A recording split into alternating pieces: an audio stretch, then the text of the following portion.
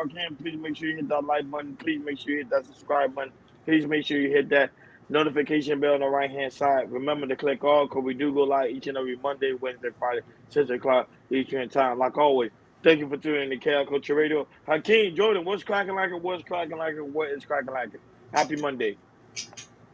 Chilling, man. Living the dream. Yeah, man. Happy Monday, man. Had a good productive weekend. Starting off the week strong. So you guys know, let's go, let's go, let's get it. Let's get Yeah, it. yeah. I just want to put a disclaimer out there that today's topics will be we are gonna have some real serious topics going on, like Jordan Pay. So I want people to know that there's gonna be some sensitive topics. So if you feel uncomfortable, I just want to put a disclaimer out there. Everything is going to be opinion based and also based on the facts, whatever the news source give it to us. Now, that shout out to Ashton Wynn, co-CEO of the, not going to say co-CEO, the CEO of the Shites the Mhm. Ventures is in the building. Boss of all bosses. Yes, Mo sir. is in the Big building. boss. The big boss. Shout out to you, big dog. But go, Grr. but go ahead, Jordan, do your thing, do your thing, do your thing. All right, good people. What's good? What's good? Happy Monday to you guys. We know we're gonna start it off rolling and everything. Appreciate you guys coming in. Sherry Bryant, she is in here with the hearts. I got to show hearts to you. We got to Hey, show hearts. Sherry, congratulations, Queen. Yeah. Oh no, we're not gonna do it over here. We ain't gonna do it over here, Ashton. It was a lot. You can do it on your channel. We ain't gonna do it over here. We were just peeking. We just peeking. We That was we crazy. we scared. We Yeah, scared. yeah. Don't Chaos We don't Culture want. Radio. This brand is gonna stay Yeah, where they at. yeah. We don't want no Yeah. beef with Mm-mm. Venus, with Daryl No, Long, with Lucky yeah, Marie, with MJ. We don't want no problems. yeah. We on nice water. We like everybody over here. Yeah. Just saying. We like everybody. Oh, shout out to Mimi. Mimi's in here. Gotta need some hearts from you. There you go. There you go. There you go. There you go. There you go. But other than that, guys, let's go. Let's get it. Let's get into these topics. So I don't know, y'all been over the week. Well, we covered it on Friday, and then after Friday, it kept on going. We gonna continue to talk about that Drake and Kendrick Lamar. So we Friday we kind of covered, like I said, what was our stats and everything. Now, after we was done with the show, it wasn't over yet, especially with Kendrick. And Kendrick, he came hard this time. What I was talking about, he came hard with that new song, "Not Like This." It was a club banger, and he was spitting. And I was waiting for it. And I kind of now I know what Kendrick was really doing and everything. He had all his stuff kind of planned out and everything. It was very strategic for Kendrick to do and everything. And he was spitting bars. One bar he was spinning, he said, "I'm saying, trying to strike a chord is probably a minor." That was cold. That was hard. Yeah. Making him look at it was making saying Drake he might be a pedophile, something like that. And then with that statement, now you see on War Star and also on some of these blogs that they find the footage of going back, as in Drake, he had a girl on the concert. I guess he kissed her. I guess he was 17, said she was 22. You got one of Ice Spice old friends saying like Drake is was trying to hit that Ice Spice at a young age, even though Ice Spice was with the age and everything. But yeah, and also another thing, Kendrick Lamar was spinning. He said, call him a colonizer. Said he runs to Atlanta when he needs a check balance.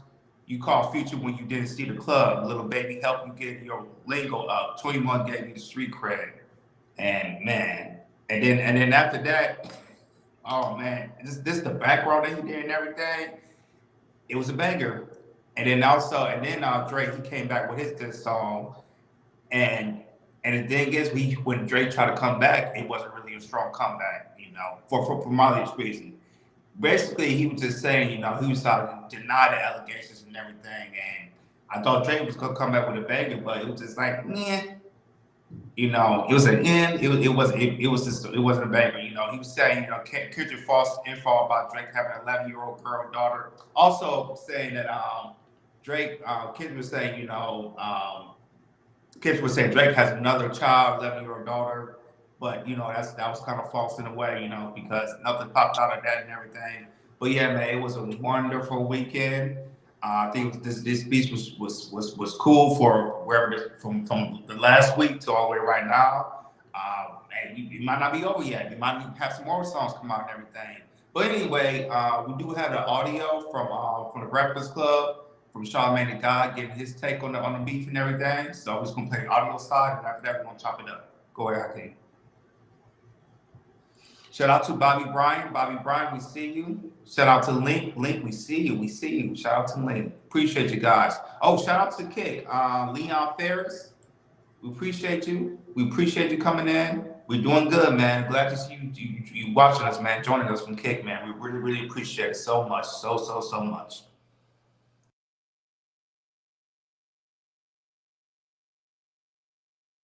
Oh, shout out to Keisha Nelson. I'll see you too. Shout out to Keisha Nelson.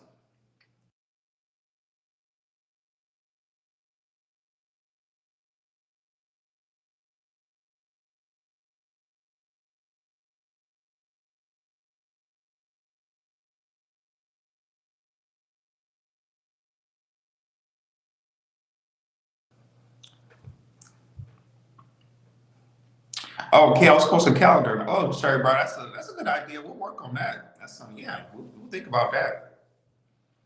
Someone we might think us about doing. Appreciate the idea. Appreciate it.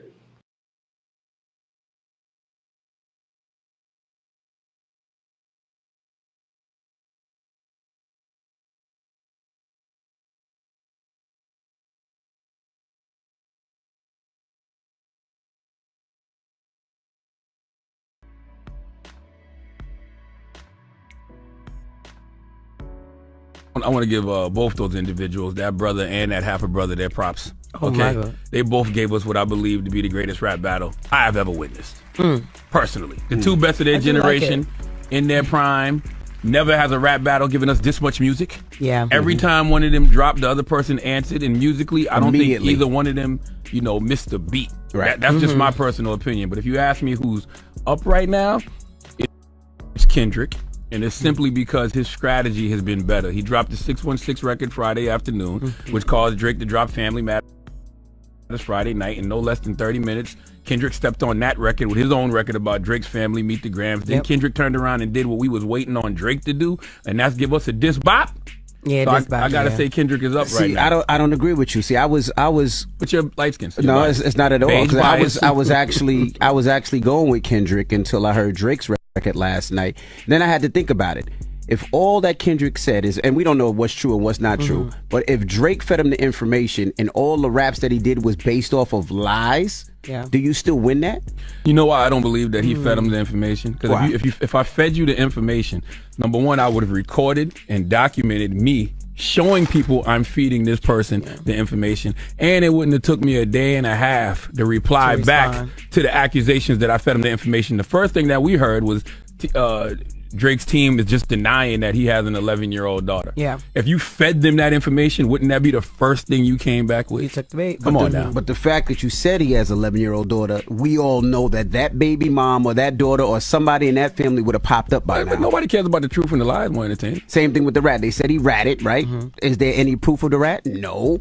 But then again, I think both sides are corny with it too, because you said Kendrick beat his wife. Is there any proof to that? How do we know that? You know what I mean? And all these allegations that everybody's saying right now is very dangerous, because it's almost like we want to see I just wanted to see a rap battle, which I enjoy. I don't want to see nobody go to jail. It's crime. Yeah, I don't like seeing these brothers Me Tooing each other over a rap feud. Like, you Me Tooing each other over a rap feud. That's corny. If you're going to call somebody a pedophile, if you're going to call somebody a woman beater, you got to have some real proof, because those are some heavy accusations. And it's not like they really trying to hold each other accountable. They just throwing these types of accusations around to attempt to ruin the image of the other because of a rap feud. Correct. Yeah. That's whack to me. And I know that's whack to me on both parts. And I know other celebrities that are in jail for this is like, hey, yo, what? What is going on? They just casually throwing these nukes at each other, and I'm sitting in here doing time. Like, and everybody laughing, think it's funny. And Kendrick said your house gonna be raided next. Like, damn, I know. what are we doing right now? And Drake said I would have been raided already. I'm like, Jesus. You saying my child's not even my child? It's from my guy? Like, come on, y'all. Come on. You saying I don't take pictures with my child? You saying I'm not a good dad? All of that was whack to me. Oh my goodness. On both parties. Like, why you tell LeBron and Curry to stay away from me? I know that's crazy. First of all, I want to give both. Yeah, shout out to It Is What It Is TV. We see you. And Just Jay, she is back. You see, Just Jay is back. We're going to see you harsh, Just Jay. We missed you. We missed you. Missed you. Missed you. Why you looking like that, King?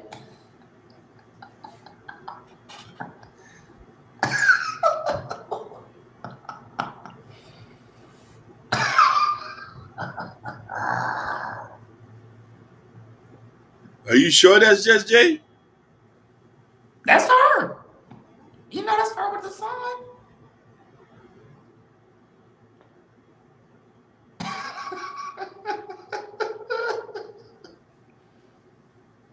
I would say that's Tear of Joys, but that's Tears of Neglect.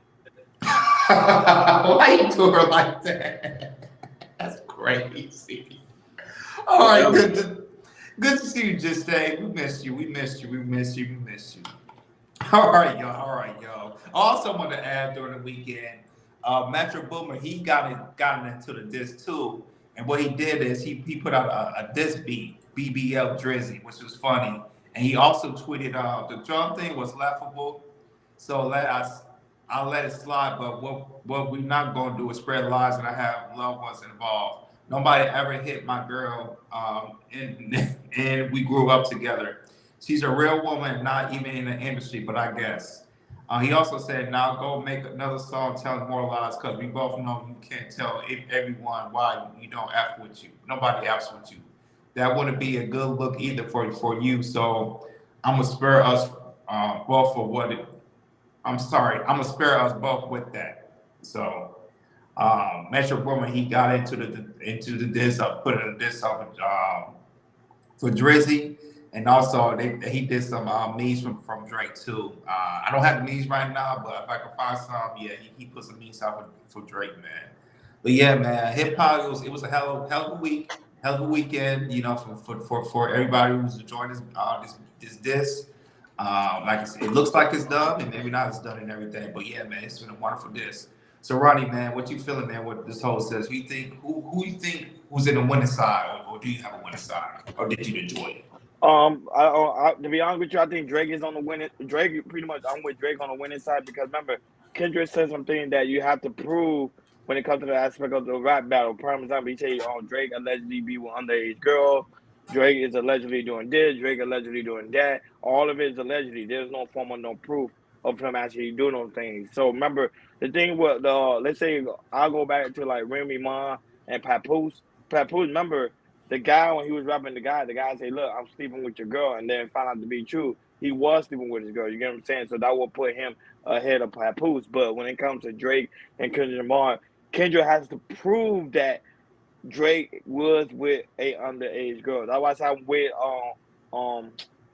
DJ Envy when he told Charlamagne that I don't think Kendrick is in the upper hand because everything he's saying is alleged. He has to prove it. And I disagree with Charlamagne the God too because he kept saying how this was the best rap battle he's seen in a very long time. I disagree with that because if you go back into the 90s had nothing but people going at it and people going in strong. Like you had Drake, you had Biggie and Tupac. You had freaking Snoop Dogg, NWA, like all with Dr. Dre, like all these people going at each other, made hip hop so legendary. That's why they're trying to bring that culture back into this generation because that's one thing that was lacking was the rap battles. But don't get me wrong, Kendrick and Dre going at it is really good, especially for the algorithm because now people are tuning in, people are really excited, and then taking hip hop in a whole different level. But right now, Dre has the upper hand. I don't see Kendrick having the upper hand right now. I know people are excited because they want to say, "Oh, did Dre really have an underage girl, or he used to deal with underage girl?" But all of that is just rumors. There is no facts behind it. Go ahead, Akeem. Brother, I'm gonna say I'm gonna have to agree with you on that. This is not the best battle. It's fun. A lot of, you know what I mean, the battles are now taking personal shots at each other. Prior before that, you know what I mean, it was just bars. You was attacking a man's credibility, but now it's like it's personal shots and character assassination. I'm not gonna lie to you. I'll be a liar if I didn't say that Not Like Us was not banging. It was banging. I like the record.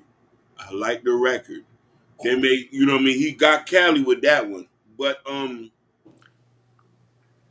if we're talking about what the score is, I could say what 2-1. You know what I mean? Drake 2, Kendrick. Unless they go by how many records is dropped. I think Kendrick Yeah, dropped more records than Drake. yeah, I he think. I probably believe dropped so. my record. So that's probably why they say he's winning. I could probably say 2-2 because I ain't gonna lie to you. The one with O'Donnell's, like sometimes a lot of it has to do with it's a tough one though. It's a tough one. Hey, keeping in mind, Kendrick did take some parts from Pusha T, even though he gave Pusha T a shout out. Yeah. On the record. But so then, you know, that kind of disqualified him. He took but listen, but Drake also had AI voices on one record. You know what I mean? which is true too. Yes. You know what I mean? So these guys are all using like shifty things. But if we want to say, I'm not gonna lie to you, I like that Not Like Us though. I like that Not Like Us. I'm not gonna sit here and be lying and tell you not, because Drake, he had some records, but some of the just stuff sounds like stuff he usually does, just with some disses in it. Not Like Us is a banger. I'm not gonna sit here and bullshit you. You know what I mean? I was playing that. I was playing that shit all day. I'm not gonna lie to you. I'm not gonna lie.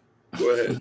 It's all good, King. Is this one of the best rap battles in a long time? Yeah, I agree with you both, you guys. It's not the best, but it has been entertaining, because we have been entertained. So I guess it's been very entertaining. The rap hits and everything. Like I said, something we needed, going through the summertime, because they were saying earlier, rap has been dry and everything, but now it's really coming up, and we see a lot of this too. And like I said, I got to shout out to Cat Williams, because Cat Williams, he started everything. He said all the beats and everything is coming on Shannon Sharp show. It all started with Cat Williams. But yeah, man, it's 50-50. I still feel like Kendrick still got something under his sleeve still. I don't think it's still over yet. I think we're like towards the end of it and everything. Like I said earlier, I do agree with Ronnie. It's still with the Drake still with the monitor. It's still a legend and everything. Even though people is digging from the past 5 years, 10 years of seeing a video of Drake at concert talking to a minor, or the rumors of, like I said, Ice Spice ex-best friend talked about Drake shot get with her at a young 21, but the thing is she was still like in her 21, 22, something like that. So people is digging, trying to find something, but they still didn't find anything yet. Maybe somebody come out this week. We don't know, but we'll see. Yeah, man. But they're not like us, Joe. And Cali, they love that record. They play that record nonstop. And to me, that Not Like Us is gonna be a banger through the summer. Because like I said, I ain't gonna lie, I like it too. I was playing when I was at work too. It was a banger. And that's why I wanted for Kendrick too. It was a banger. But but like I said, rap battle wise, it's like I said, we didn't see we see punches and everything, but we didn't see a knockout punch for both of them, and really put something happened in the past and it spread out and everything. I was like, oh, this must be true and everything. So, it's like I said, it's a fun battle. We like it. It's entertaining, and right now, I'm like I said, I'm gonna side a little bit of Kendrick and everything, but I'm still waiting for Drake to come out with something, because Drake, he might come out with something that might give Kendrick and everything. But yeah, but other than that, man, it's been a good battle. It's been a good battle we had in the last couple of years. And it's good to see battles like this, and hopefully we'll have more in the summertime. Shout out to Shashi Bunch. She's in the building. She said Kendrick cheating on his mixed queens. said Kendrick, she must not be a Kendrick fan. She said Kendrick can't go book outside of Cali. Yes, he can. Yes, he can. Yeah, no, Like no, I yeah, said, yeah, yeah, of course, yeah. like I Those are said, just trolling. Yeah, go ahead. Yeah, he can get booked. They just can't yeah, afford him. right. Like I said, you see, Kendrick got festivals. He's doing festivals this summer. Kendrick doing festivals. I think he do Lollapalooza in Chicago. But yeah, Kendrick be doing festivals now. He be out now. Don't be sleeping on this Shashi ball. Don't be sleeping.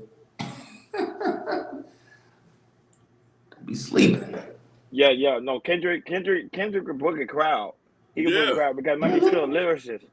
But the only thing I'm talking about what disqualifying him is just the alleged statement he made with Dre date underage girl. I think that's what have a lot of people questioning him in the hip hop world because they were like, okay, where you get this information from? Now it's good to get like certain information, but then remember you talking about Dre having an outside kid. You talking about Dre dealing with underage girls. You talking about Dre doing all these other things. Remember you have to prove it. Now if you prove it to be true, then then Kendrick won the battle regardless. Drake can't come back from that. I'm sorry, he just can't. But that's a hard thing he has to prove.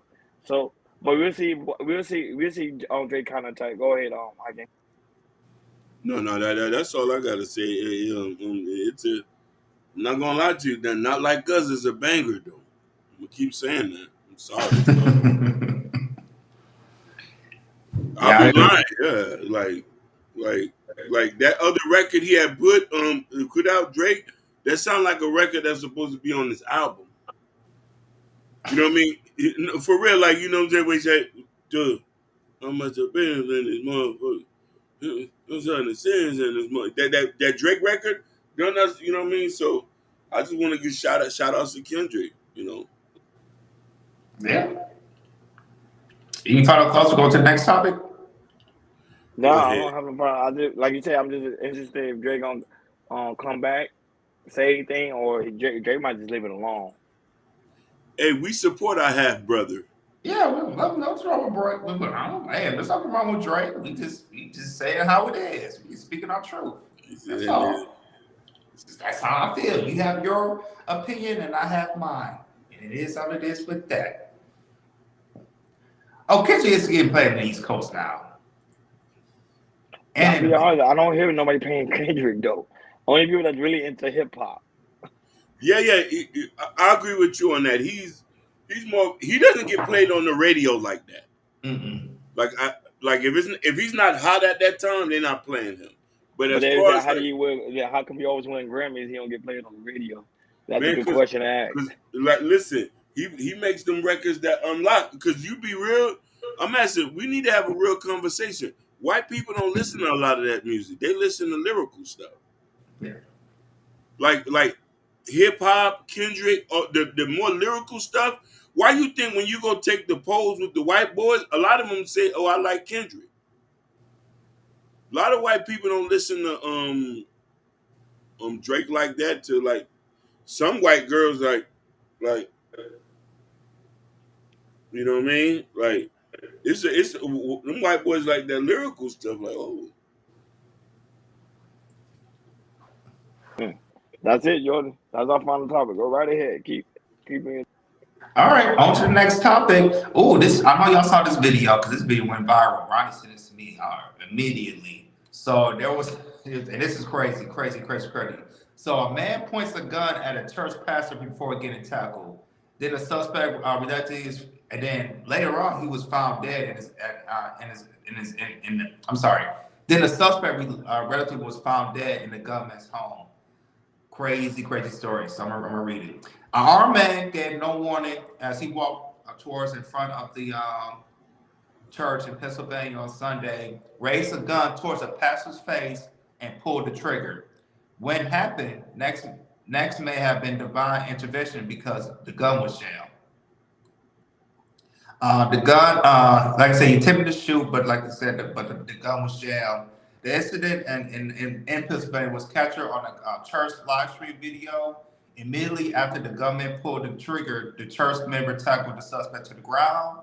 State police identified the suspect as the 26-year-old Bernard Polite. Yeah, Bernard Polite. It's not clear why the suspect tried to shoot the pastor. Germany said he had never seen a gunman before Sunday. All of a sudden, I just seen a gun pointed right at me, and this is the pastor. And at that point, all I could do was run for cover. As the pastor ran and hid behind the lectern, the church cameraman rushed the gunman and tackled him to the ground. The pastor quickly emerged from behind the lecture to help subdue the suspect.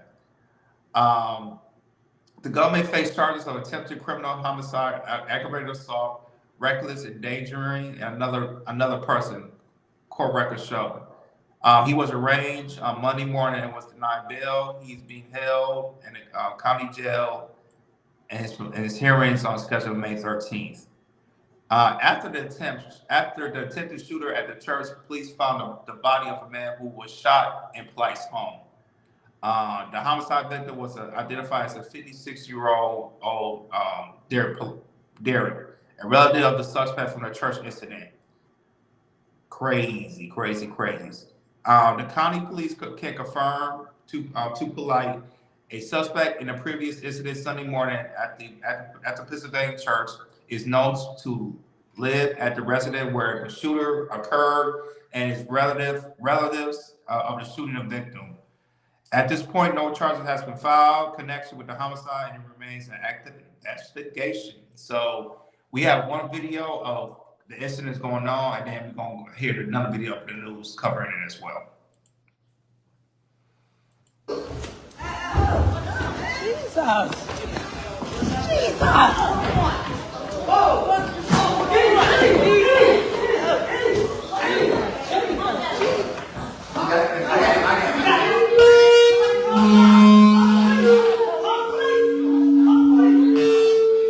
God had chose.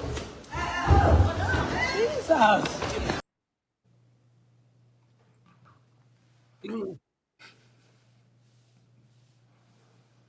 It's crazy, yo. All right.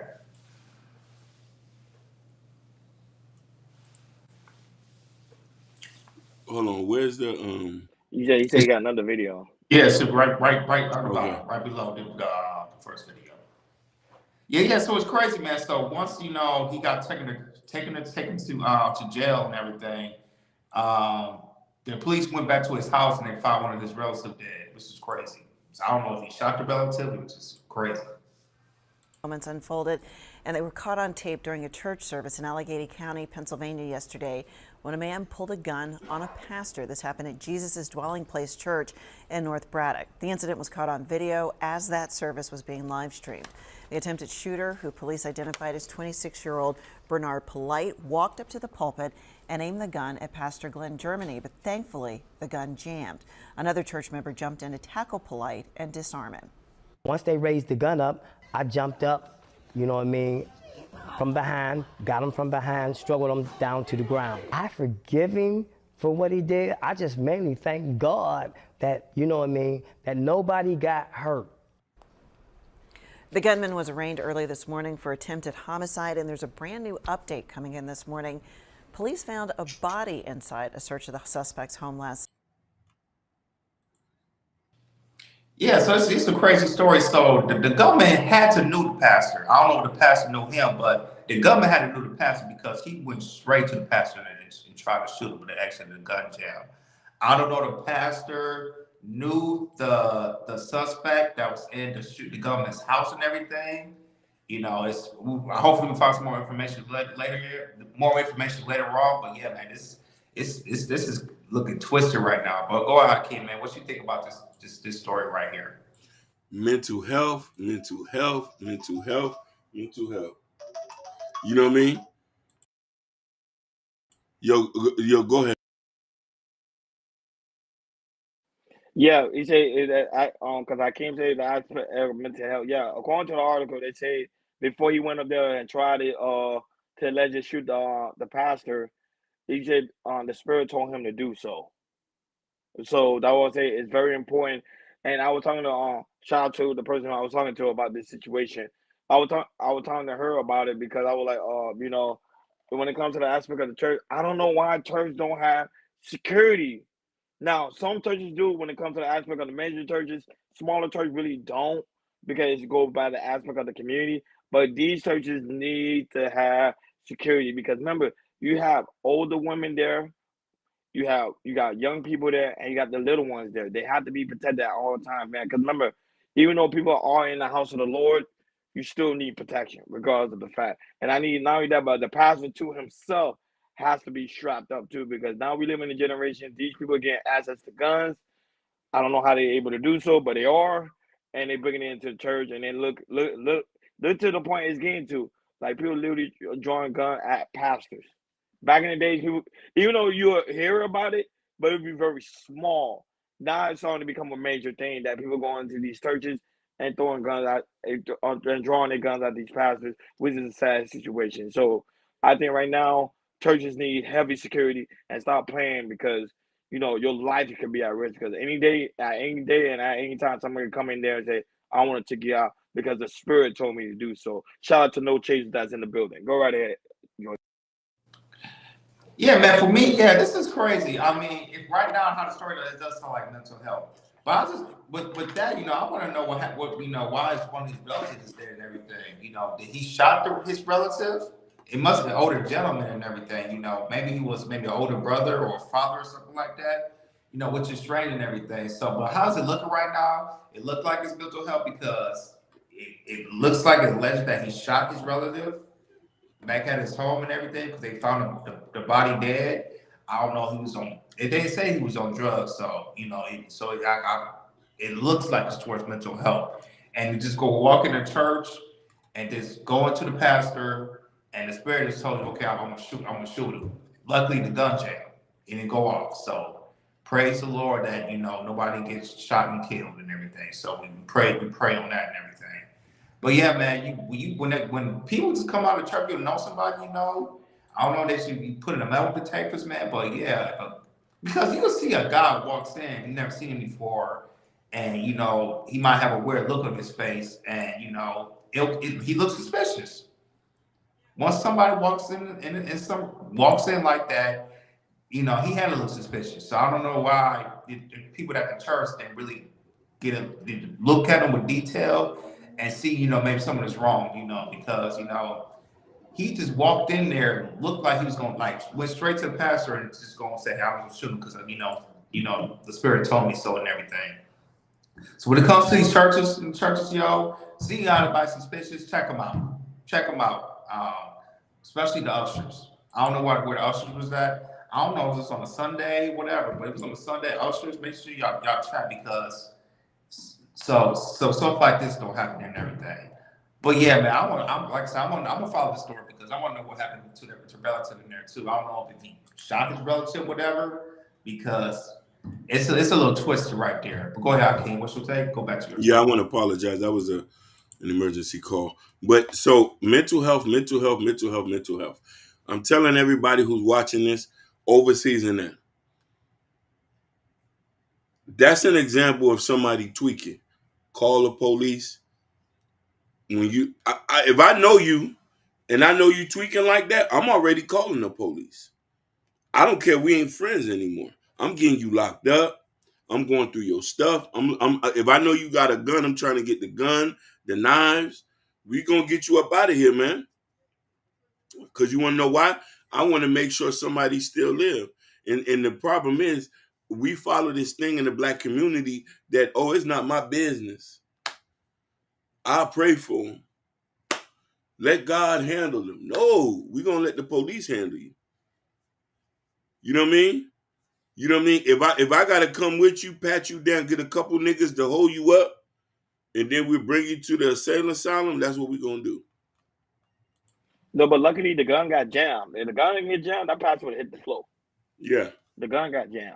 So that jamming saved the pastor's life. But I will tell you that, it's a sad thing that we live in a generation where you have to have metal detector at church. Yeah. That's sad. Or a shooter. Or a shooter. I would say today's topic is going to be kind of sensitive. So that's why I let people know in the beginning because I know some people, you don't expect to go to church and realize like your life is gonna be deleted right there and then. Yeah. That would say that's crazy. But it's just that's the society we living in today. That's why like, if you because remember when people come to the house of the Lord, it is the pastor's responsibility to make sure everyone get home safe. You come in the sanctuary, it's my job to make sure you go right back to your car safe. That's my job. So I hope they really take it serious and get security. And I know it's sad because especially with the front stone churches, they don't really have money like that to get security. But somebody should volunteer and say, hey, I'll make sure I security guard the premise just until the church is over, and then I make sure I go because this is crazy, especially in the black community. Go ahead, Jordan. Yeah, I agree with you 100%. Just gotta make sure, keep everybody safe because, we don't want this incident to happen again. And like I said, we in a time when, it's getting hectic right now. We got this, you got this Palestine with these colleges and everything all across America, man. It's really going hectic right here. But I love it. I love it. I know why you love it. Yeah. Show me my enemy. You know what? Let's talk about it. We'll go to next. Let's talk about this topic. Go ahead. Yeah. Show me my enemies. Show me the hatred. Show me the bigotry. Let's feed off of it. I don't like fake shit. I want to know to stay far away from you. I want to know where not to spend my money. I want to know if I got to load up on the guns. I want to load up. When I sing that, when they go, I love it. Hey! I was hyped. Because you want to know why? It should have been 1,000 soldiers out there thumping like, whoa, like knocking heads off for that back. You know what I'm saying? I'm going to clap. I'm going to be like this. I'm going to do this. Yeah. I love it. What you doing over there? You need to stop fucking with them people's shit. They don't want you over there. Let them be. Oh, yeah, this dude with the gun aiming at the pastor shaking my head. BS. Yeah, it was Slimmy. It was. Don't tell Slimmy. I'm telling you. It's sad. Shout out to you, Slimmy. Shout out to Slimmy. Shout out to Slimmy. Listen, I love my haters. I love the hatred. That's what I teach the kids here in the house. I say don't hate the person who hates you. Learn from it. See where you gotta stay away from. Oh, you don't like me? Okay, we're not gonna spend no money over there. That's power. Oh, we ain't gonna do this? Let's pick up the call and start calling police. I love it when a nigga say, well, I'm ready to shoot something. Yeah, you is? Come on, don't worry. I pay taxes. I got the whole United States government. And I'm doing this. Yes, my name is Hakeem Al-Malik Shabazz, and he did have the gun on him. I think he got a couple more at his mama house. She said, hey, I got a camera right here. I got a camera right here. Yeah. So I don't want black people to get sensitive about hatred, bigotry, and racism. We live in the world. It's been like this forever. I love it because I know we got to know what we're dealing with. And we got to know how to deal with stuff. Let's not be insensitive. Let's not be let's not be insensitive. Slimmy. I'm the one who's ratting. I'm not scary, too. I don't want witness protection program. I am certified. I do not care. I call police and I shoot. Well, I think like George, I think this fall on to the next topic. Go ahead, George. Yeah, go ahead. All right, go to the next topic. All right. Oh, this is another sad topic, and it's crazy, man.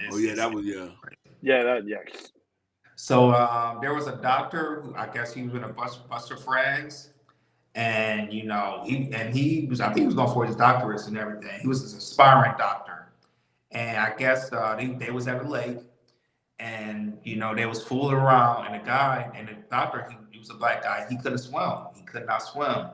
And so one of the friends pushed him into the water, knowing he can't swim, and he was drowning. He was there for 10 minutes, and and after that, they took him to the hospital and called his mom and said he was brains dead. But I'm gonna read more details, and this is an article from the New York Post.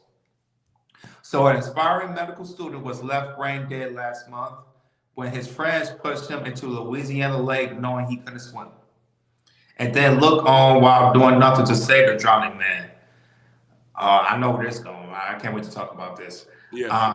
The video shows the group casually messing with over peering into the water moments after they shoved Christopher Gilbert off the dock at the lake in Farmsville on April 14th. At least one woman can be seen slowly entering the water before abandoning the rescue mission. It was another 10 minutes before a patron at a nearby restaurant intervened and yanked Gilbert back to land just in the nick of time. The 26-year-old was brain dead, and the rest of his organs were starting to fail by the time he arrived at the local hospital. His mother, Yolanda George, he spent 72 hours on a ventilator and on an ECMO machine, which George described as dialysis for the lungs. I felt like I was devastated. I felt like my life had ended in that moment. My son is aspiring to be a medical doctor. My son, this is the mom. My son is going to be a medical doctor. He got his master's last year in biological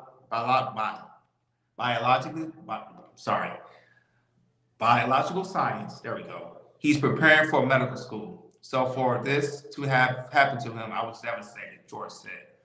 According to police, his so-called friends intentionally tried to pass off the near death as horseplay.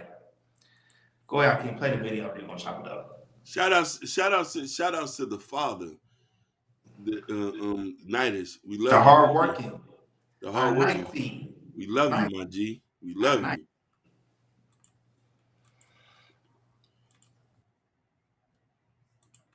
I want everybody to watch this video. Everybody watch. This is a learning lesson. This is a learning lesson.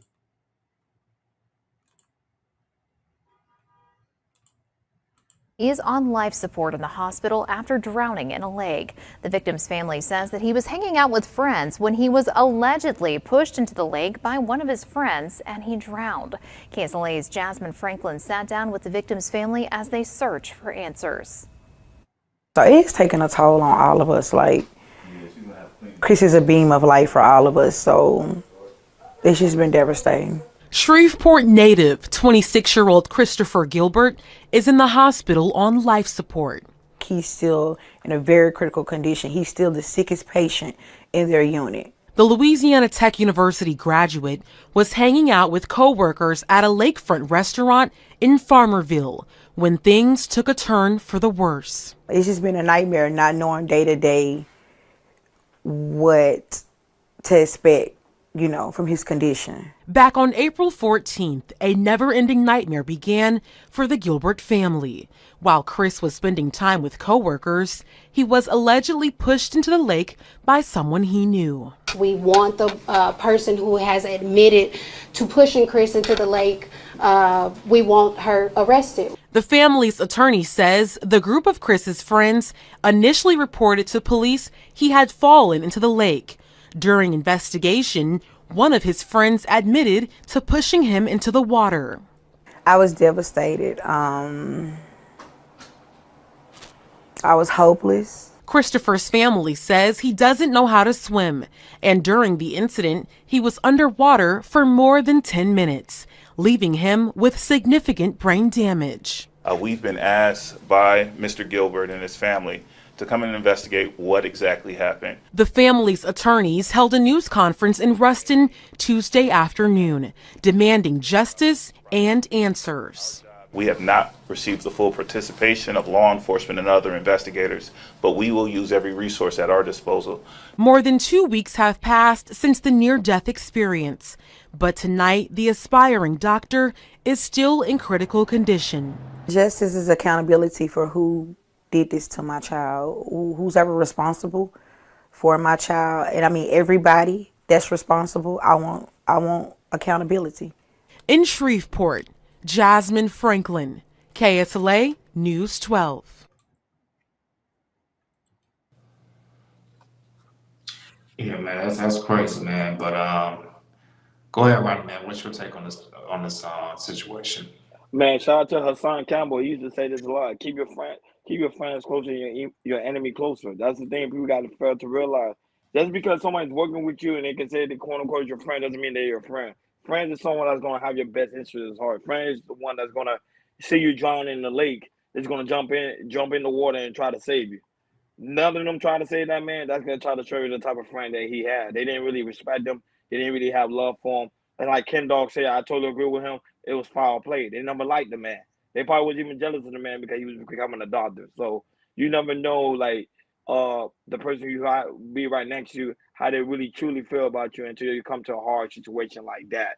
And it's just a sad situation that I always say we live in a generation where is everybody's cold. Not everybody. Some people are just straight up cold hearted.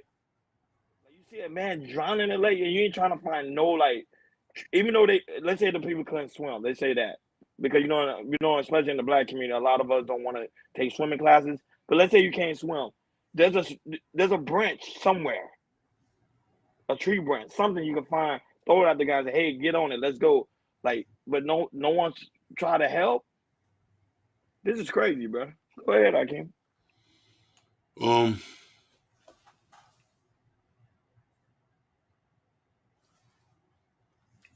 The young man, we're at a point where I don't know if you looked at his mother.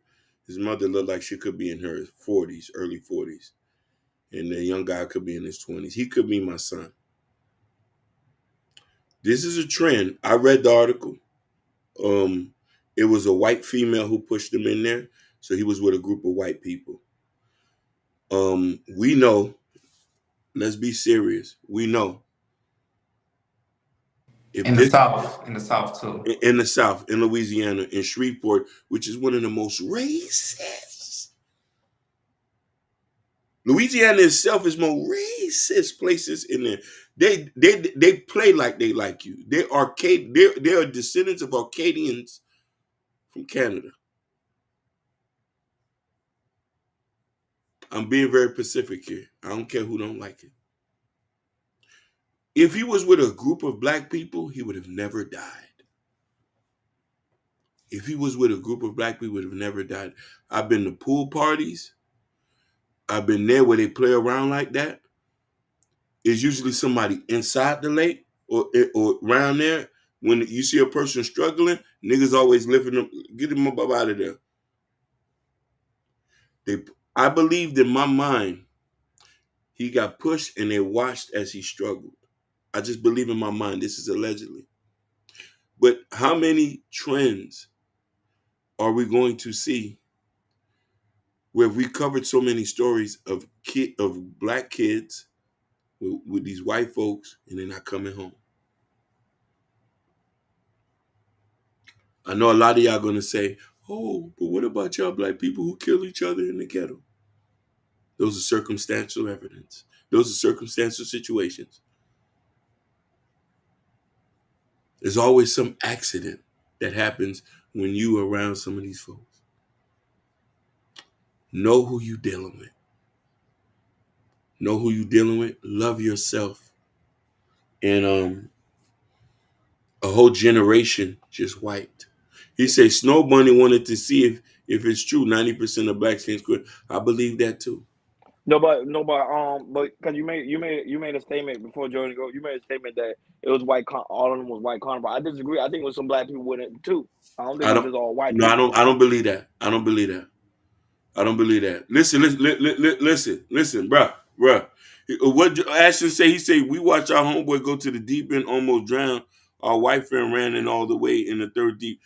Listen, Ashton, that might be your white friend. That was time to tell you. You can't say that they want. I disagree. No. I think it was a group of them. He was in the water for 10 minutes. Yes, but I'm saying you telling me come on. You think the guys is only hanging with white people? No, it probably was a group of them. Remember they said it was like co-workers. No.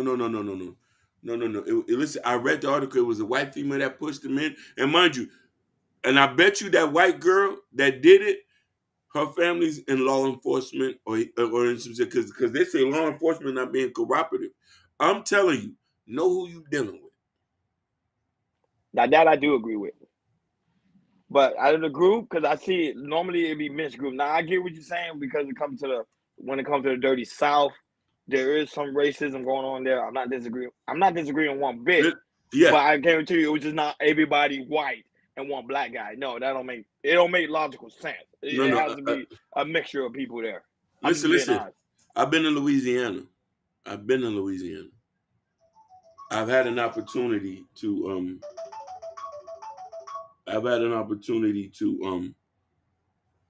visit there, eat some crawfish, and witness their interaction.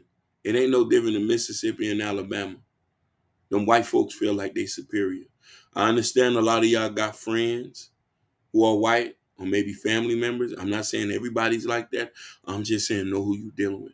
You're talking to somebody who has dealt with racism, who has dealt with white folks who think they're superior, and who has done conniving situation. I have cognizant dissonance. I'm telling you, I'm not here for the weak and harm. You know what I mean? Like if I open up a playbook, I'm like I am who I am from experience. These are my experiences. I'm not going to say about anybody, my anecdotal experience. I know who I'm dealing with. I know how they play. I know if you are one of them folks.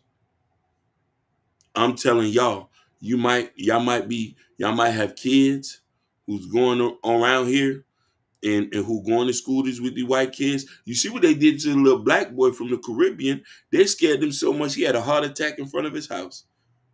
They had a toy gun. He had sickle cell anemia. Listen. My brother, he said, yeah, I don't think it's a race thing. He just was surrounded around folks that respected his essence. It honestly feels like it was intentional and they meant to harm him. Yes, they meant to, but listen. I think, listen, brother, why is not a race component? Because let me tell you something. Show me some video where blacks are pushing somebody in the video and see if it's not a second thing. I'm telling you, I've seen this play before. I understand that. Why did it take 10? His phone wasn't supposed to be in there. So that's all I gotta say, because that could be my son. That could be my son. They probably couldn't swim because, like I said in my opening statement, the black community, the people don't take swimming classes, or they're afraid to go swimming. You know what I'm saying? So you can't. Yes. Let's compare to the white counterparts. They teach Yeah. their kids from young, like 1 year old. They just throw them in, and I see it. They just throw them in the water, and they have their babies learning how to swim. I understand. We like too afraid of that. Shout out to E Black. Hey.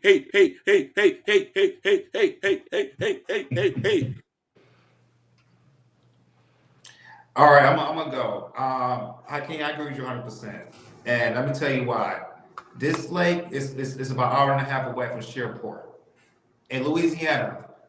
There's 3 cities that black people live in: Shreveport, Baton Rouge, and New Orleans. Now, this lake was in Farmersville, and it's out in the sticks. So that just tells you right there, no black people don't live out in the sticks like that, because it's in the South. It's deep in the roots in the South. So to me, and reading the article and where the lake is at, it had to be racial, because I'm sorry, if a white woman pushed you in the water, horse playing with you, and then you in the water for 10 minutes and nobody's trying to help you, they want to see you gone. Until somebody had to come in and really, really put him out. And a white girl pushed him. So that suggests me he was with a group around of people, and this happens too, especially in the South. You with some white people, right? You might be cool with, and you go on a trip, kind of like with the movie like Us, when not Us. What's the movie with when they I was saying damn movie. When that white chick take the black guy out. Get Out. Kind of like similar to Get Out. When you cool with a white chick, because it seems like you sit with a white chick and he take you out of the city that's hour or 2 hours away, and now you in the lake in Farmersville, which it sounds like it's all white, because it's really out there. It's hour and a half from Shreveport, which is the closest city, which is like a lot of black people out there. You push them into the water, and then you push them into the water, first playing around, then you look at them, walk around and everything, and they have to pull you out. And like I said, you are in the sticks. So yeah, this is tells me, man, I think this really was race related, and like I said, to me, it was race related, and I feel like the guy maybe he was too comfortable, and it happens sometimes. Sometimes black people we get too comfortable with some people, white people, and they take you out, out from the city that's an hour, 2 hours away. They horseplay you and everything, and then they might leave you in the woods somewhere or leave you in the lake somewhere. It's stuff I heard of stuff happen. I heard stuff happen in Michigan, some Midwest city. And like I said, and I can picture what happened to him and everything. Knowing, like I said, he must have been his guard was down. I felt like his guard was down. Knowing that they can't, he had to tell, like I said, oh, want to go in the lake, but I can't swim, I can't swim. Once they figure like, okay, it's okay, we're gonna mess with you. Like, I can't swim, man, I can't swim. And once you push in the water, you panic, and then nobody's trying to help you out until the last minute a patient to pull you out. Luckily, he was still breathing a little bit, but now his organs is failing. Now his brain's dead and everything. So I just want to tell black people, if you in the South or sometime in the Midwest, black or white, and I'll tell my daughter this, when you in these situations, because some situations happen in California. If you go out in the desert, because some of these cities out in the desert, the majority heavy white people live there. If somebody's going to take you out somewhere out of the city, especially if you're at least an hour and a half away or 2 hours away, make sure you have a close friend with you at always. Because some of these people, some of the situation right here, what happened? You take them out of your element, because he sounded like he was. I don't see the article what city he was, but when you take somebody out of their element, which he was just really out of his element, he coming with people he really probably didn't really know. He probably didn't trust it, but he really know. And then all of a sudden, it puts you in a situation where it's costing your life. Something happened like that. It's really serious. Something happened like that. So I just want to let all my black people know, when you see situations like this, they take you out of your element to the city you don't know where. If you here in California, they take you out in the desert or go up in the mountains, or you in Michigan, they take you up in the upper peninsula, so you go to a cabin somewhere right there, a cabin, or you go in the South, go down in the South, and they take you somewhere that's out of your element. To me, you gotta take somebody else with you, because if you trust some people and they take out of their element, and then they hee ha ha, and all of a sudden they leave you for dead. That's a lesson to be learned. That's a lesson to be learned. And because like I said, I heard stories like this before from my uncles and my grandmothers and everything, my aunties and everything, about situations like this. And and situations happen to this day. No matter where you at in America, please be careful. Please be careful. Make and like I said, and bring somebody, because I just don't like seeing stuff like this in element, because this could have been a situation. Oh, this guy was missing. Mother, I ain't hear from my son for 48 hours an hour. My son missing. I don't know where he at. Last time I heard him hanging with some friends, I ain't hear from him since. It happens all the time. I'd rather my kids catch a murder before they end up dead. I'll come see you in prison. Word to my mother. That's what I'm teaching them. I'm teaching them when you flight.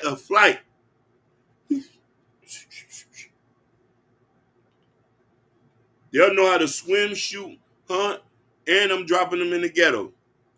Trust me on that. Listen. Trust me. I agree. That's what I'm saying. Like, I was saying we need to do better, but I'm just saying, I want to see your guys' opinion when y'all find out it was like another black person that was in the group. I want to see I wish they have the same sentiment y'all have right now. And that's what I want to hear. And that's what I want to hear. It's just like I just hear stories like this before, when they take you out of your element, of a city that's a half hour away. I already know what's coming. Bruh, I've been at a pool party where somebody mistakenly just slipped and fell, and 6 niggas done dive in to help. Yeah, you right. Attapada coming out. 40s. I'd rather my jit catch a body before he get killed. That's what I'm gonna teach him. I'll come see you in prison and put my house on so we can get you that appeal. Fuck that. I'd rather you be judged by 12 than be carried by 6 around this shit. I'm on that too. That's why I know who I'm dealing. I don't let niggas sit behind me. That's how Miami I am. I don't let niggas sit behind me in the car. Because that's how you get backdoored. My bad. Go ahead, fellas. It's all good. It's all good. Yeah, just watch yourself, people. Just make sure when somebody's taking you out of your element, and it's a city and not even so, bro, it's something rural. If you go to, like say Florida, if you go out somewhere in northern northern Florida, like Lake City or something like that, that's out of Gainesville or out of Jacksonville, something like that, or out of Tallahassee, that's like an hour and a half away. It's not. There's no black people out there. There's no black people out there. I'm just saying. That's all I gotta say. Any final thoughts for the next topic? Mimi has something to say. I think she said, especially because we live in a cross lake in Singapore. Where is it? An hour away from the lake. Wherever it's crazy, we'll go across the lake every single. That I'm saying, but yeah. But I'm saying because remember they live in lake. We live in beaches, so like, it's totally different. You know, different crowd, different experience. I was saying I never been to a lake. I'm just being honest. I never been to a lake. I actually want to go and experience one. However, it is. I would say just pay attention to your surroundings, pay attention to your friends. Like I'm saying even though someone could call your friend, they can still be jealous of you. They really can. They can do harm to you. They can say they love you. They can smile in your face, and otherwise, they trying to delete you. So you gotta be careful. We live in a strange time where people are faking so much to the point that people believe it to be true, and that's the dangerous part. That's all I gotta say on this topic. I feel you just, Jay. She said, I keep it real. I don't go certain places with my other friends. They go hunting, I'll be wanting to go, be like, nah, I'm good. Yeah. Yeah, I'm saying facts. Shout out to Joe No Hurt Him that's in the building. I forgot. Shout out to Joe No Hurt Him. I agree with you, Joe No Hurt Him. They said that's why be careful of the company that you keep. Facts. Listen, I don't have a lot of friends. Listen, it's not only them. It's other particular. I don't want to mention them, but it's a couple of these other people. I don't feel safe being over there by myself. Yeah, of course. You shouldn't be. To me, you shouldn't be nowhere by yourself. You don't feel safe. Basically, but listen, there's certain places I know I could be that I know I ain't gonna have no problem. Listen, a lot could say about them Cubans though. A lot could say about them Cubans, but they not like them folks. Right. And also, I want to say this. No one like to say living in the city. Like I said, I live in Los Angeles. I know some place in the Orange County. I'm not gonna go around. Yeah. I know there's some racist areas. Yeah. We know in South Florida, there's some cities that there's some cities. Yeah. Around, I think what Plantation, there's some people that racist up there. Close to Orlando, Kissimmee. Yeah. There's St. Petersburg. There's some places that they don't play off the curve. Fool. Let me tell you what happened. I had fucked around and fainted on 103rd by Westland Mall.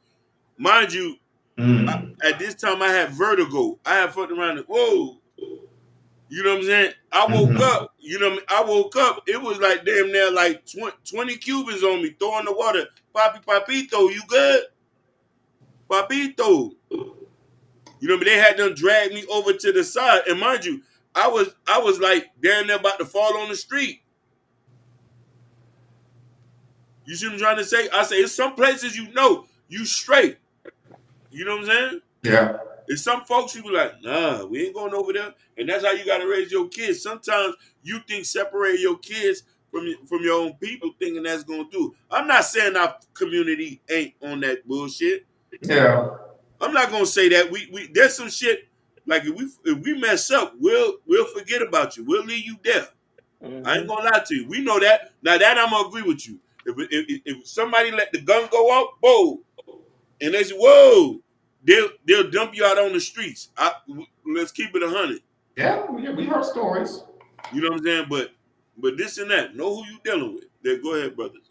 Yes, sir. All right, we're gonna get off this sad stuff, and we're gonna have a little some enlightening things. So the next topic, this is a mentor, and we all love this. I know you'll love this, King. So there's a mentor at school, and he is really teaching young students, which I think this should be going all over the school, how to conduct themselves while they're on a date, because we can say this dating scene is crazy right now. And a mentor, and he's showing these kids, how to probably conduct themselves on a date and everything, not being on your phone, sit up straight, make sure there's open communication, body language, and all that. So go ahead, Akeem, play the clip. After that, we're gonna chop it up after this.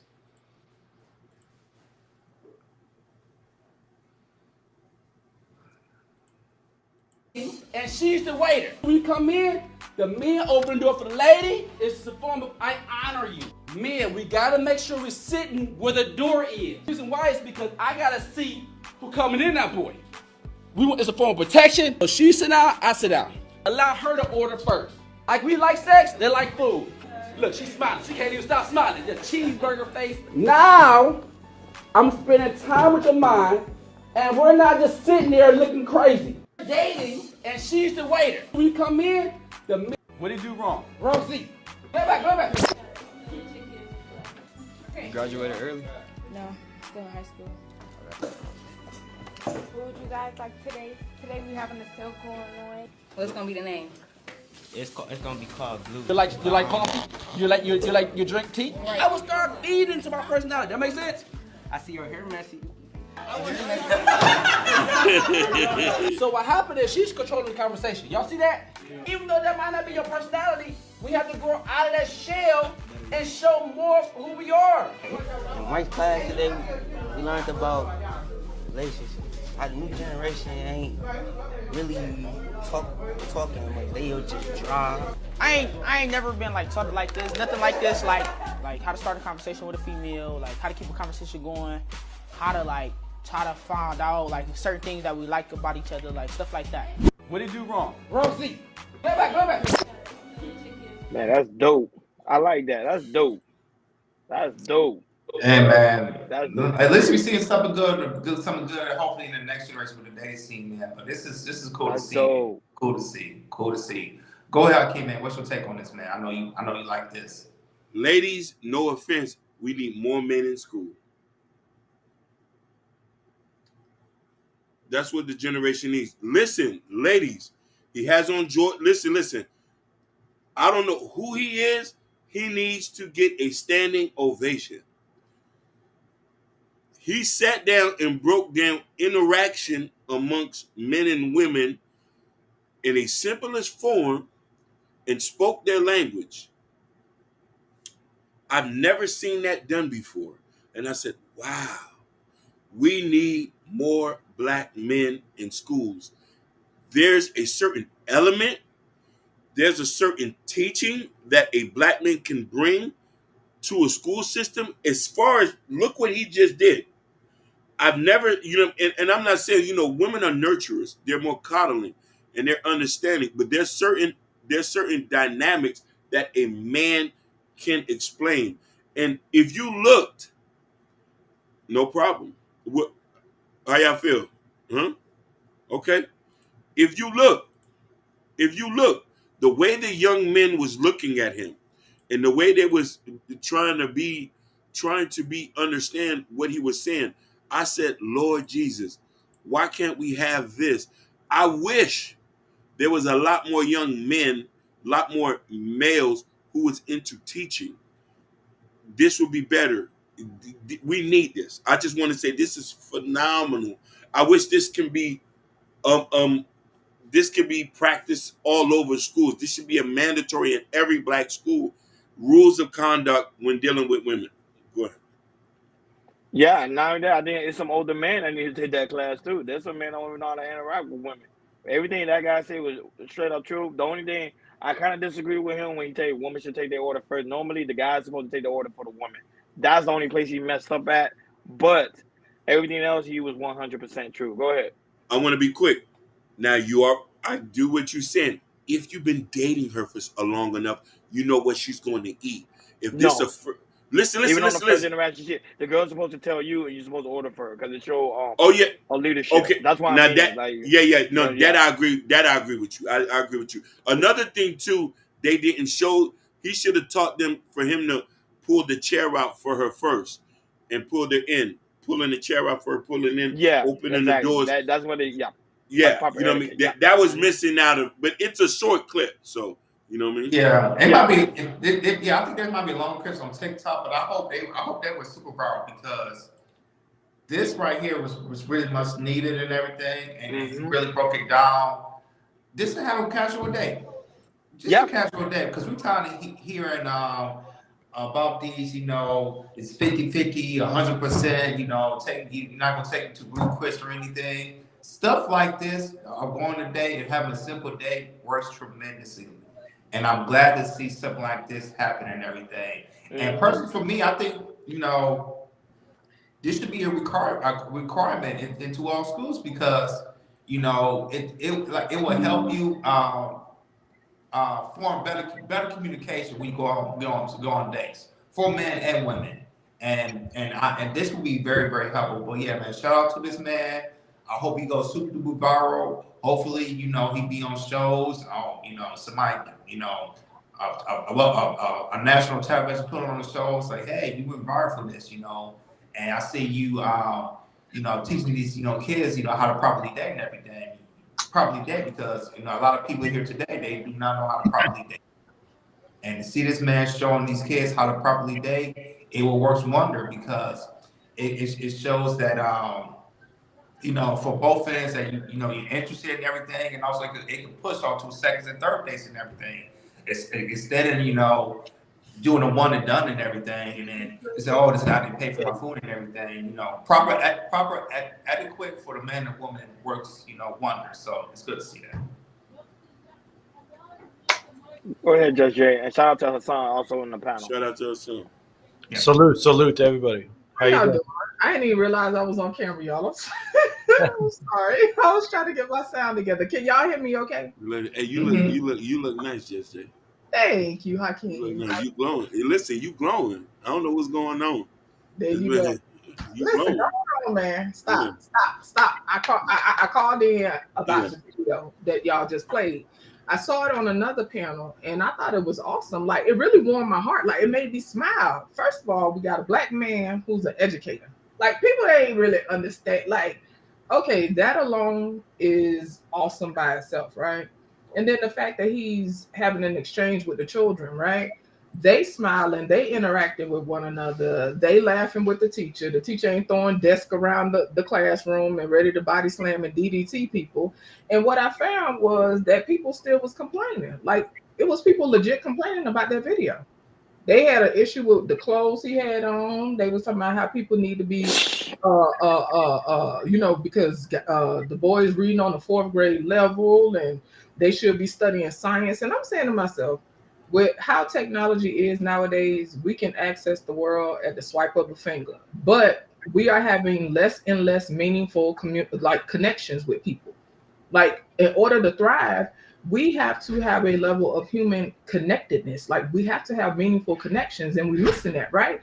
So to me, I'm looking at it from an aspect of the village. So then the next thing came up, their parents should teach them that. That's their parents' job. Okay, ideally, yeah, their parents should be teaching them, right? But if we keep talking about all the disparities in the community, would it not be that this man is probably trying to fill in whatever gaps in whatever way he can? You feel me? It's a part of the village. He's contributing in whatever way he can. And if we're going to keep it real, whether or not they can read, they still going to be screwing. They still going to be messing around with each other as they get older. Like, just because somebody reading on the 4th grade level, that mean they're going to stop fucking? Like, what are we talking about? So anyway, I thought it was pretty cool considering that people have so many complaints and conversations about Black relationships. I just thought it was a pretty cool thing. And yes, I'm always advocating for Black men to be educators, always. No, but you make a good point. And I think none of that, but shout out to my cousin Bob who watching us on Facebook. Also Rashad Jackson that's watching us on Facebook, and also Jeremy Heineken also watching us on Facebook as well. Because you can't see it from y'all end. I can see it from my end. Shout out to you guys for watching us. We really do greatly appreciate it. Not only that, but JJ, you right, man. People complain about everything. To me, I think it's great. It's a great showmanship of showing like great interaction between like the next generation. And remember, people kept saying, "What about the next generation? The OG supposed to be teaching the next generation how to conduct themselves." Now you have a teacher who is part of the old generation teaching young kids how to conduct themselves, especially on a date. Because one of the things people always asking, are the dating world going to be destroyed because of what's going on right now with the Me Too movement of guys going their own way? Guys don't know how to talk to women. Women don't know how to talk to men. They don't know how to have that interaction. But now you see the younger generation learning how to have that interaction between one another. Not only that, but teaching men that, hey, your bag got to be behind, so you got to see who's coming through that door. Because we living in a whole different generation where people coming through that door, they ain't got the stick on them. So that's what I'm saying. Like, to me, I love that. I don't know what these people are talking about. They just want to find something to complain about. Like you said, right? Yeah, it is. It was just disheartening because I'm like, they don't even understand how awesome it is to see a black man in there teaching. Like that alone. First of all, I love to see men teaching in school. You know what I'm saying? Okay, so check this out. As far as daycares are concerned and stuff like that, and we know that there's stereotypes and stigmas and stuff like that. I've only seen one man work in a daycare. One man work in a daycare as a teacher, not like, assistant, whatever, but as a early childhood educator. You know what I'm saying? Mm-hmm. And I thought that was pretty awesome, So I don't know what people be talking about. Like the fact that them children was, and first of all, there's another thing, right? That's like for people that are parents, right? And shout out to you, Jordan. I just been in the clouds, just like smiling, they're happy, like congrats to you, right? Thank you. Children that like are older and stuff like that, and they're running around making noise and stuff. If you're stressed out, it's easy to get annoyed, right? But years ago, I decided, and don't get me wrong, I try because some of them still be trying me. Like my grown son sitting here looking at me with his mouth open while I'm talking to y'all. Anyway, but it's easy to get like annoyed and stuff like that when you see children, making noise and doing whatever. But what I tell myself, they laugh and they smiling. The fact that them kids were smiling, you don't know what they go home to. You don't know what they deal with day to day. Life already rough as hell. The fact that them kids were smiling and interacting with one another and a teacher, like people not understanding the social benefit of that. We are becoming more and more desensitized to connecting, right? We have to gain influx and context through text, right? Versus person-to-person interactions. And this is why people sometimes have a hard time talking to people. We're all being affected by it.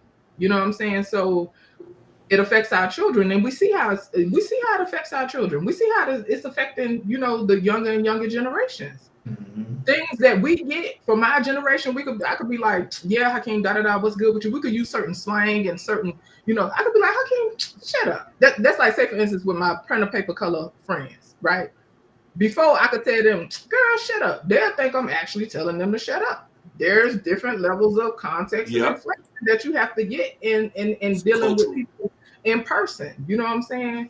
And I'm gonna say this and I'm gonna be done, y'all. With the situation before with the young man almost drowning, I've seen a little bit too many cases where people hanging out with their friends and he either end up missing. And honestly, it's been mostly black young black men. They either end up missing, or it was some kind of weird ass accident and stuff. And I'm not one to pull them type of cards. I'm just telling y'all what I've seen. It reminds me, I put in the chat, Kawan Charles. He was hanging out with some folks and stuff like that. Anyway, they found him in a little shallow, it just looked like a rain puddle or something. Wasn't even 2 feet. They told me he drowned. This boy's face looked like, anyway, I sent it to you. You're right. No, send that story. Yeah. No, I'm just saying, like, I don't know how to describe it, but like, because I saw the the forensic photos. Like his face looked like it had like it didn't look like somebody just drowned. Basically, is what I'm saying. Kind of like Emmett Till face or no? Honestly, it reminded me of that. It wasn't to that degree, but it honestly reminded me of that, Jordan. And I ain't trying to exaggerate, but it's like, okay, this don't even make sense, right? Right. And we remember the boy in Valdosta, Georgia. I forget his name, the one that they found stuffed in the gym mat. Like what? So I didn't want to pull them cards, but I've seen it a little bit too much. It's been many young black men going missing, and it don't get talked about a lot. What about that black lady who was killed at a sleepover? And they said they still hasn't given us a logical reason on how They she just died. gloss over. It's just a Yeah. gloss over. Like, oh, it's just an accident. And to me, that is weird. Like, you don't have no type of reasonable explanation. And the fact that I don't know how many people was at this situation with the young man got pushed in the water. Why is it that people was watching for 10 minutes?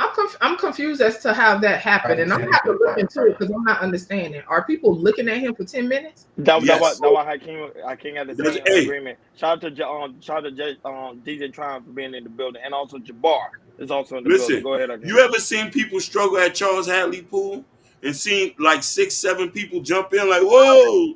Well, no, but that's from what we seen. But there's some cases where they'll let them. And that's what I said in the behind chat. At the end of the day, depending on where people from, that's why I specified. You got to keep When- it balanced. I don't know if it's the times changing or what, but even in Miami, I don't care how crazy ish is. I've always seen strangers jump in. I don't care if it's water. I don't care if something happened where it's an accident or something like that. I've always seen people intervene in the hood. To be honest with you, we now in a time where a lot of people sit around, and there's different reasons for that. But ultimately, yeah, I ain't used to that. Like, so everybody can't swim. Like, I don't. It's just a lot of questions. Anyway, that just makes sense. See, look at Jabbar comment in the chat. I almost died in Holly Pool. I had to get myself up. I almost died. I'm trying to tell you, not all the time they're gonna help you, Hakeem. I'm just keeping it Yeah, honest. and I'm not, and you know, I did respect and say you are right. There's some cases, but I'm just saying, like, generally speaking, that doesn't happen often. that doesn't happen rarely, bro. Generalize, but and now don't get me wrong. This is an issue amongst all kind of people. Yeah, there's times where people can have crowded pools and stuff like that, and you have to be mindful of children because children have straight up drowned in a pool full of people, and it's because of so much commotion, people can't see, and then all of a sudden you see something at the bottom, and so things like that can happen. But the situation that's going on with these young black men and they hanging out with these people and these little weird accident, child, listen. Like I said in the chat, I got friends. Y'all know I live out here in the Bonies. It's certain shit I don't do with them. So I wanted to comment on the teacher thing, which I say here's some stats that I had looked up. So you know, sidetracked. I'm going on mute. Oh no, you good. So you know, teaching is a female-dominated industry. There's over 3.8 million teachers currently employed in the United States. 74.3 are all women teachers. There's only 25% that are all men, and the average age is 42. No, because a lot of the men are afraid to teach. Not only that, but Hassan, do you have any take on what we're saying? Oh, salute to everybody. Just Jay, Hakeem, Ronnie, Jordan. Yeah, I was in and out on the cloud. I just heard the two story about the church, the guy pulled the gun, and Hakeem with the racism. I don't know about the teacher, none of that. Well, the I was in the kitchen and I just saw somebody and I was like, what is going on? Yeah, I was in the kitchen. The teaching pretty much is a teacher teaching students how to properly date pretty much girls. The right way, not sexual or anything, like literally how to be a gentleman on a date. Because remember, one of the things we're having, especially in time and this generation, is men don't know how to properly date a woman. So this teacher is teaching the young generation how to properly date women. Oh, okay. The only thing I gotta which say, is cool. It's cool. I mean, thank God there's somebody teaching the proper way, but there's always gonna be the few people gonna hate on that and twist it and make it bad. You know, those people are always gonna be hated on for no reason. So those people are always gonna exist, and it sucks. You know, that's the reality of the situation. But that's all I got to say on that. No, but they not hate. The thing is, they're not hating on the idea. They hating why the teachers not teaching the children, especially the black children, because they say especially black men, we don't want. They always talk about we live out of 4th grade reading level, but when you do other research, that's a whole other story in itself. Yeah. So they always put that narrative: black men read at a 4th grade reading level, when the average reading level in the United States is the 5th grade. They can tell you that. Like, if you do research, they can tell you that. So you can read higher level of reading. That don't mean shit, because there's some people that, excuse my language, I ain't even want to curse, but there's some people that actually read great, but they can't even get a job. So it's like, No, I get what you're saying. So, You get what I'm saying? is the teacher black teaching black kids or teaching? Yeah, correct. It is a teacher, a black man, and Hakeem already read the stats. I'll just say this: that there's some black men who we are at 4th grade level, and they YouTube stars. So I don't want to hear all that. Exactly, Jordan. This is what I'm saying. And you know what? Something I've always said, right?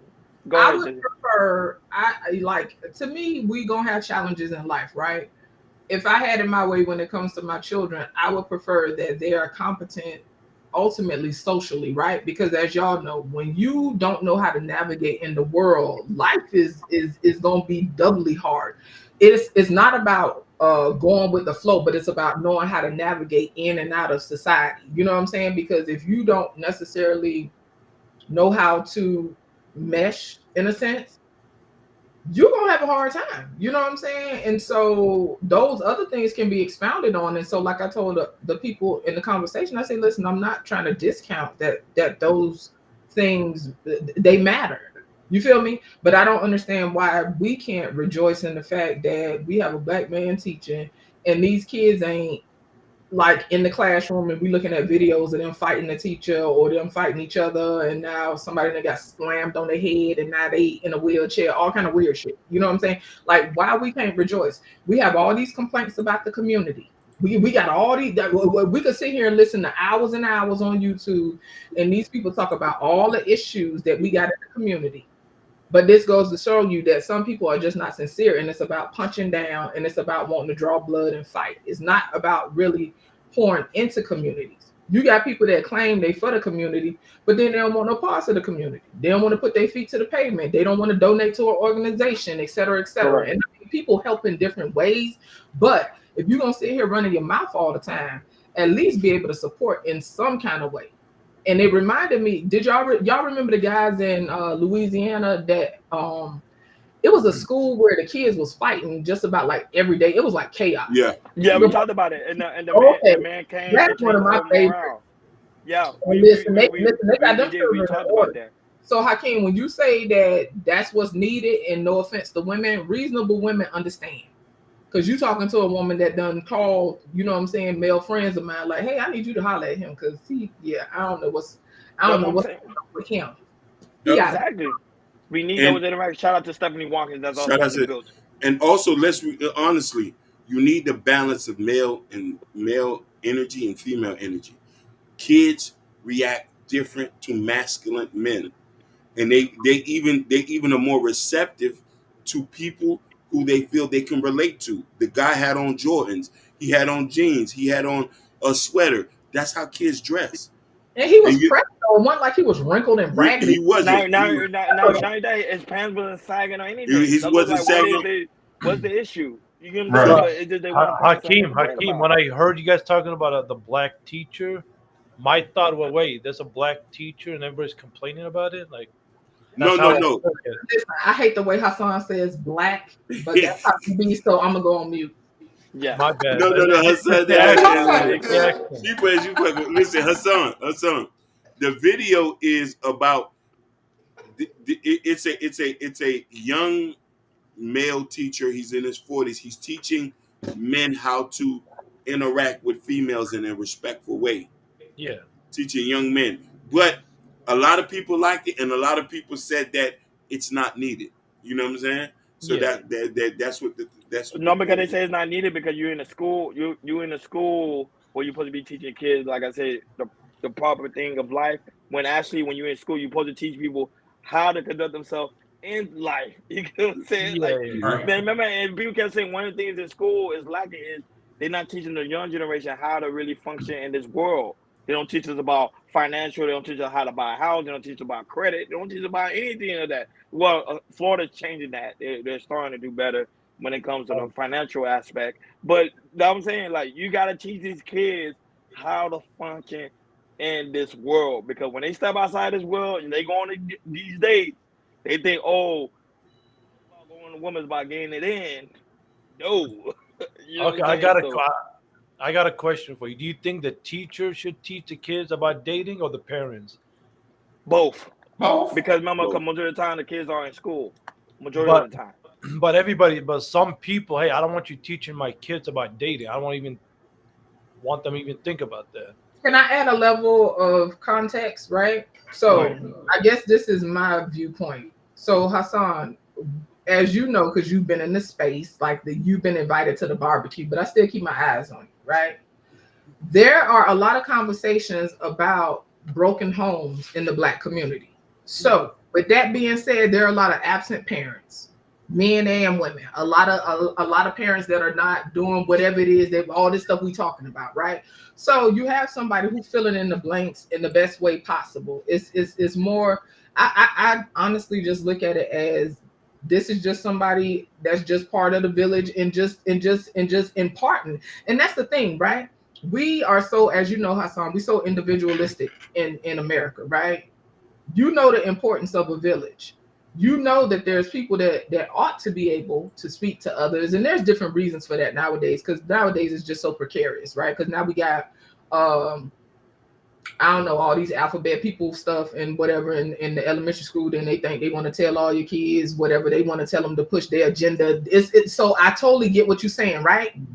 But in regards to this, and that's why for those of us who are present or whatever, or the ones who not, I encourage them. We have to remain vigilant, right? We have to see what's going on in schools. We have to pay attention so that way we intervene as needed. But ultimately, it's just about filling in the gaps in regards to the Black community, right? Because they keep talking about a lot of parents are absent.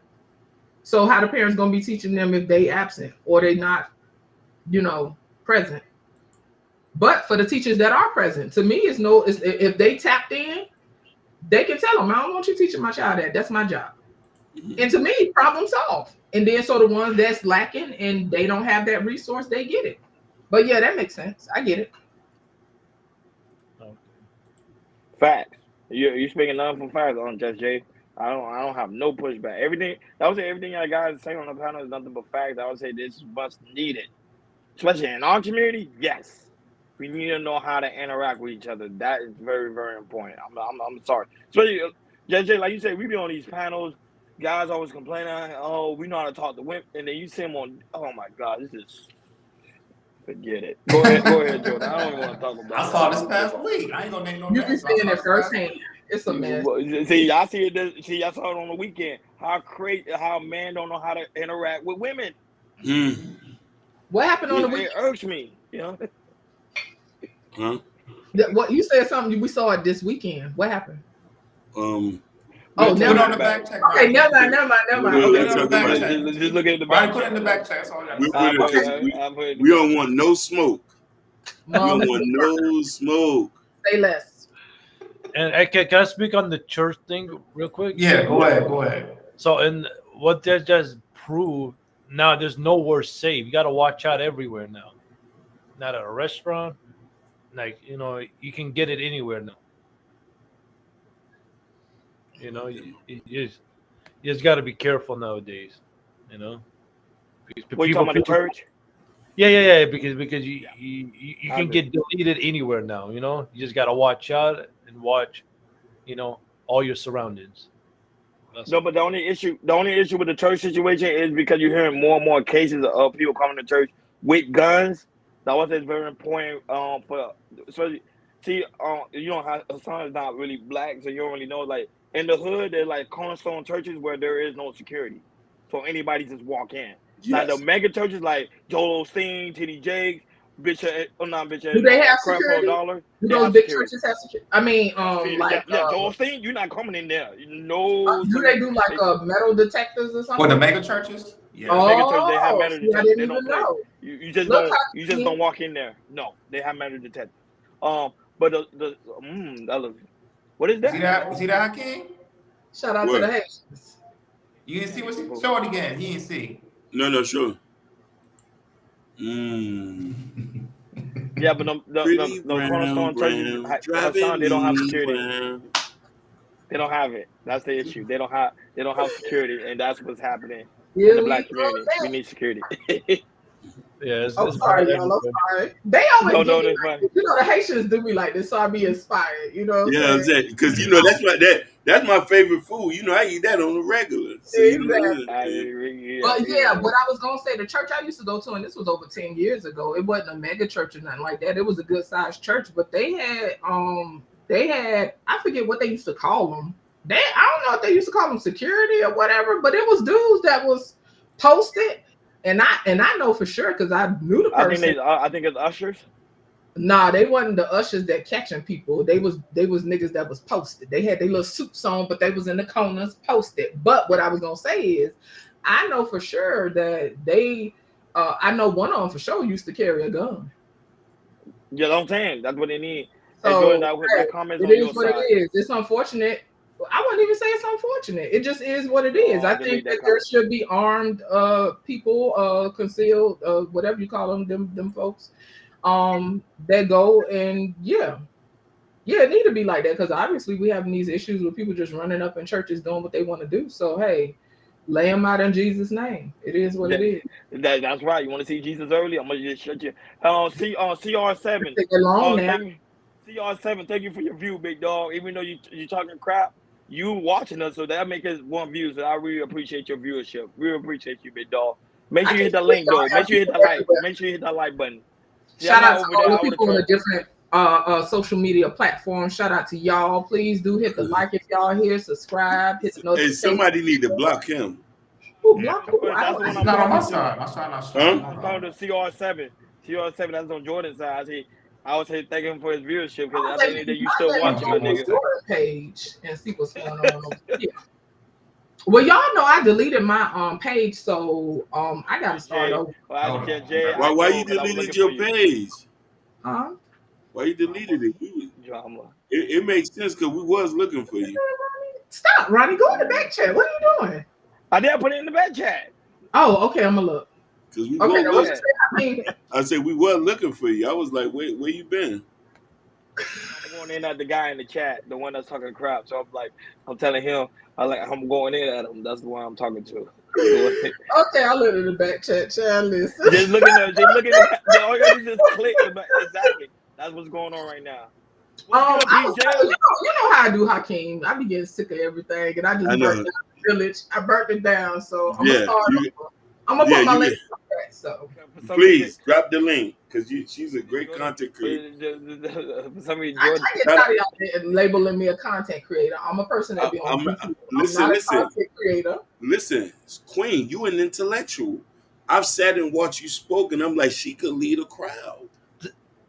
Here you go. You had energy drinks today, didn't you? You know what I'm saying? I haven't had no energy drink, and after this, I'm gonna go to Popeyes. You feel what I'm saying? So no, don't go to no Popeyes. You know, messing up my stomach, man. I can't stand Popeyes. A lot of them places have changed. We just got a Popeyes here not even a year ago. We ain't had no Popeyes here at all. So I was excited because in my mind I was kind of nostalgic, like, ooh, rice and beans, and ooh, like, you know, my little mind was just going kind of crazy. Mm-hmm. That food, it don't hit the same. It's not. I think it's the ingredient. Yeah, it was. You stay away from Popeyes. I can't stay. It's something in that chicken. I don't know. My stomach. And definitely KFC is. I'll be like, yo, I don't know if it's the ingredients or something. I'm like, my they stomach changed a doesn't lot do of well. stuff. It'd probably be them little pieces of chicken just rolling off the conveyor belts. And listen, it's wild out here nowadays. You never know. Oh no, let me stop. I don't want Popeyes to. No, I'm like, no, Popeyes. This is my personal. That's right. Y'all need sponsors. Y'all building a brand. We can't be doing no slander. And Ceci Red, she be doing that thing good because she be eating Popeyes like, And I know in the back of her mind, she probably throwing that tongue in the ground. Right. She throwing it to the be dog. like going in on that Popeye chicken. I'm like, man, you know she don't like that. No, in Louisiana, they Popeyes is different though.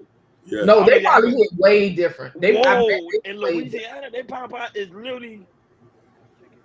But them other places, especially Miami, terrible. Listen, here, y'all know I'm in the boonies. They put too much water in the red beans. I was like, what is going on? Lord Jesus. I was like, what is going on? Like, so I was disappointed. So I only been there. I've been there less. I've probably been there 3 times since they opened, and they've been here probably about a year now. Yeah, I was disappointed. KBOC Shiesty Bump, you need a troll. You see, that's why you got to go in on these people in the chat. Like, you can't be scared. You see how she talking? Shiesty Bump. Hey, baby daddy, she gonna swing. Hey, I love you, Shiesty. If you'll make the salad for me. See outside here. I saw I'm teaching them how to go in on some of the people in the chat. I already went on the other guy on Jordan chat. I went in on him, so I see him. He could come on my channel because I ain't gonna block you. I'm gonna leave you there. I ain't gonna block you. I You like the good. troll. So my block game be crazy. At one point in time, I had almost No, 30 people blocked because on the haters. The haters gonna bring you money.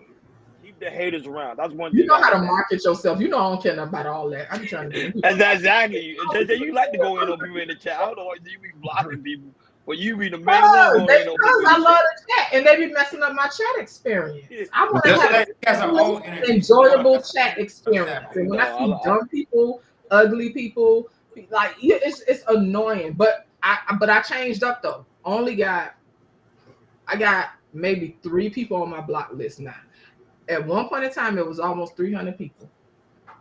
Hey, Shiesty Mom, when you show me your real hair, then we can talk about me going to the gym. Shiesty snatched off her wig the other day because she was drunk and hot. Well, you saw Shiesty? Yep, in the chat. She told me it's hot. I'm taking this wig off. JJ know who she look like. Is she pretty? Because I came in trying to figure it out. I told him she is. They know what Shiesty look like around here. I honestly thought that was a man. Honestly, Him and Shiesty, like he be having this little, like he be on the shaker, but he like her. So they have this little weird dynamic going on. No, but Shiesty was on the panel, or she told you outside, like on the phone. No, what are you talking about? Listen, does she have like she told me in the chat. That's all I need. Oh, okay, you said chat. So she'll never reveal herself.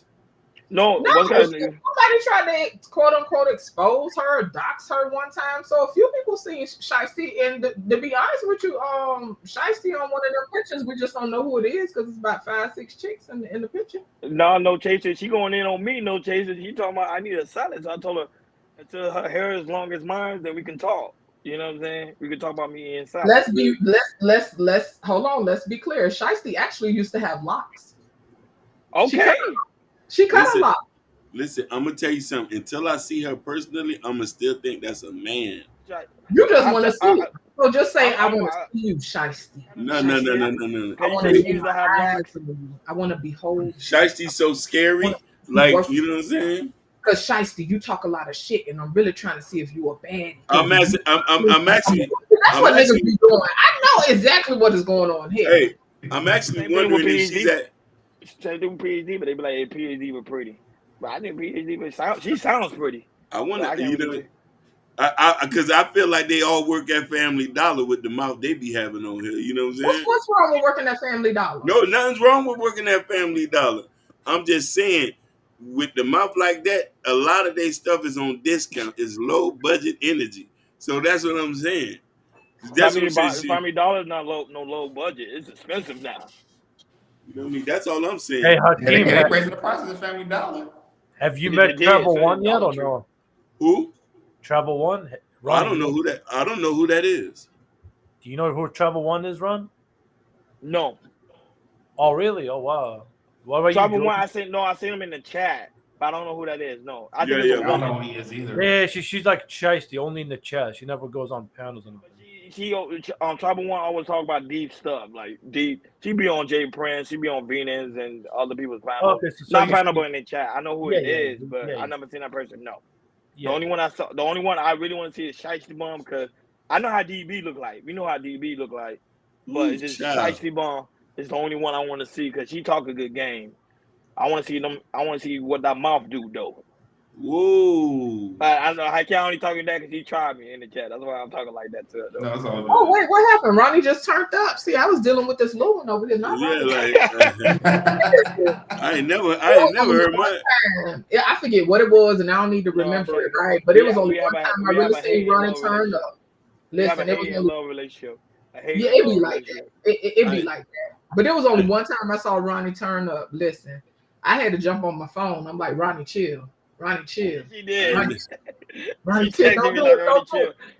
Listen, I already know 305. I already knew he ready to jump out the window. I'm like, dude, listen, chill.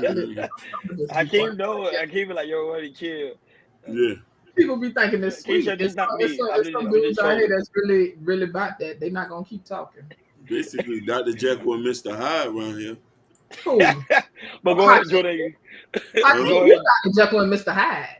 Oh yeah, I am. That's what I'm saying. I say I'm Dr. Oh, Jekyll I and thought you were Mr. saying Hyde. Ronnie was that. No, but Ronnie's like a firecracker. All it takes is like a little bit to set him off.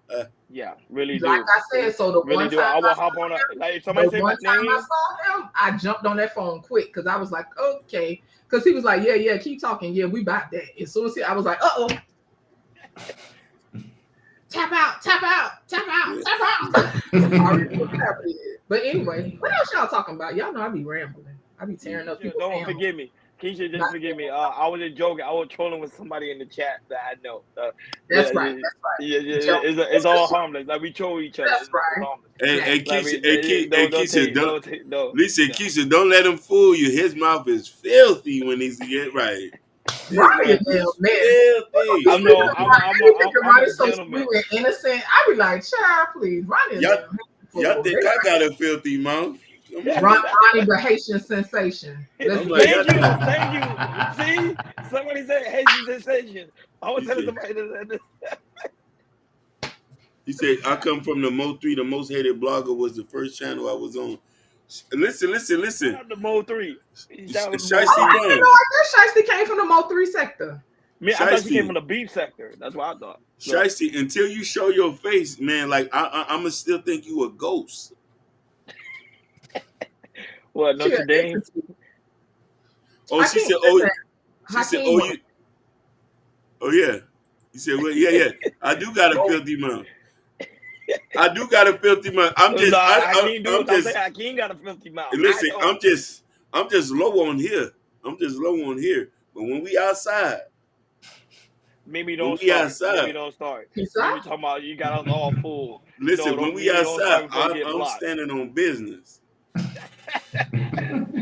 But go ahead, Jordan. Go on to the next one. I'm sitting on the bus stop looking at Hakeem pass by. How you said, gotta mention your Hey, I gotta work on my Creole. No. Gade toute machine à passer là. See the way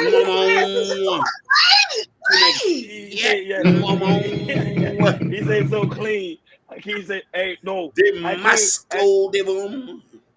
Hey, Jay, if you're on the phone, Hakeem, you get into an argument, I promise you with a woman, him getting into an argument with a woman is the most funniest thing in the world. You want to record it. Because he started going in his Haitian language. People like, she don't even speak Creole. Right now. Sons of bitch. He be going in Creole. I'm like, the girl don't even speak Creole. She don't even know what you're saying. No, but hey, listen. I could go in English. I could say you a foot dragger, pickle juice drinking, hot sauce eating, ass. Wait, and then he looked like period poof. He do, period. And I said, go get your brother because I ain't scared to die. Go get your brother. Y'all sure Hakeem ain't had an energy drink today? Because no, I haven't, and I'm hungry. Avocado is strong. I'm hungry too. Okay, you hungry. Okay, I'm gonna let y'all wrap up this show. No, go ahead. Finish it. Go ahead. Stephanie, we did it earlier. Jordan did it earlier. That was the first topic of the show. We did earlier show on today. All right, I'm gonna get to the last topic of the day. Last topic. So there was a woman who went viral. She said, calls woman who wants kids but don't want marriage is selfish. You want a child for your own selfish reason. The child deserves a family, and she was going around on that. So go ahead, Hakeem. You'll explain it more. After that, we'll chop it up. You see, Shiesty get on my nerve, Hakeem. You see, I'm gonna block. You mean to tell me that it should just be okay to want children but not to want marriage? That's insane. Like when you say it out loud, I want kids, but I don't want no husband. Like that. Like just logically, does your children even matter? Like, you want a child for your own selfish reasons, but what about the family that your child, deserves? How are you risking your life to make such a huge commitment to give to a man, but you don't want marriage? Why not? This comment right here, this woman commented on my post telling me that I'm projecting and she never desired to be married, blah, blah, blah, blah, blah. So I asked her, do you have children? This is her response. My personal business is none of yours. But at the end of the day, marriage is not a priority for me, never has been. AKA, I got kids and I'm not married. My question again, if you don't want to have kids, then cool. I ain't pressuring you to get married, but why not be married if you want kids? But soon as somebody challenge y'all and asks you, now you've proven my point. She got kids, but she never desired marriage. But why not? You know why? Because in our community, in the black community, it is not a priority to be married. It is not encouraged to be married. People promote and they always ask you all the time, when you having kids? Nobody ever says when you're going to get married. Why are you not married yet? That is the norm. So many women are coming out and talking about like, well, that's not meant for everybody. Okay, but who says everybody is meant to be a mother? Because we clearly see half the women out here having children ain't qualified at all, but they still doing it. So y'all mean to tell me that it should just be okay to want children, but not to... Man, that's crazy. But she got a good point. But go ahead. Anybody can start. Hey, yeah, lady, we're gonna let the lady speak first. Go ahead. My bad.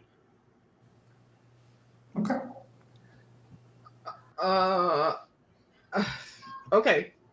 Okay. So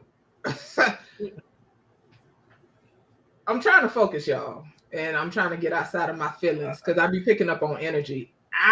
Her energy kind of salty for whatever reason, but this is the thing, right? Okay, this is the thing.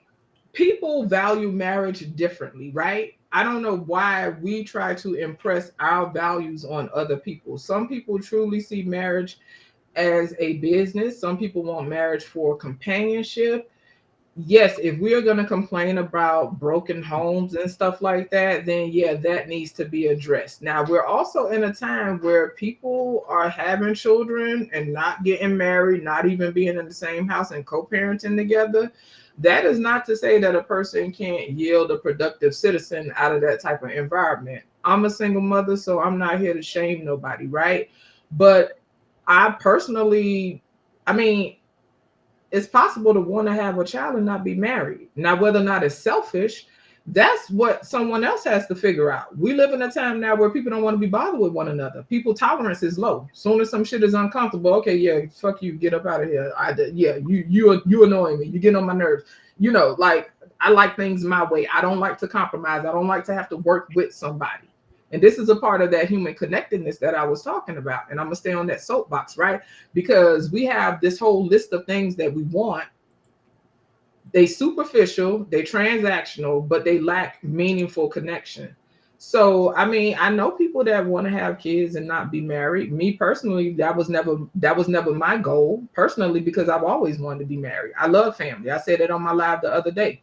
I love being a wife and I'll never regret it. Like I went through some shit, it ended up in divorce, but I love being a wife. Everybody don't want that, right? But what I find is people will shame other people for wanting to be married. And then you got some people that are shame people for not wanting to be married. And I'm just trying to figure out how we can make sense of it in a way where it don't demean the next person. Because by that logic, if everybody ain't meant to be a mother, everybody ain't meant to be fucking married. So help me understand. I don't want to get off too much, but yeah, the energy, I be trying to figure out the energy.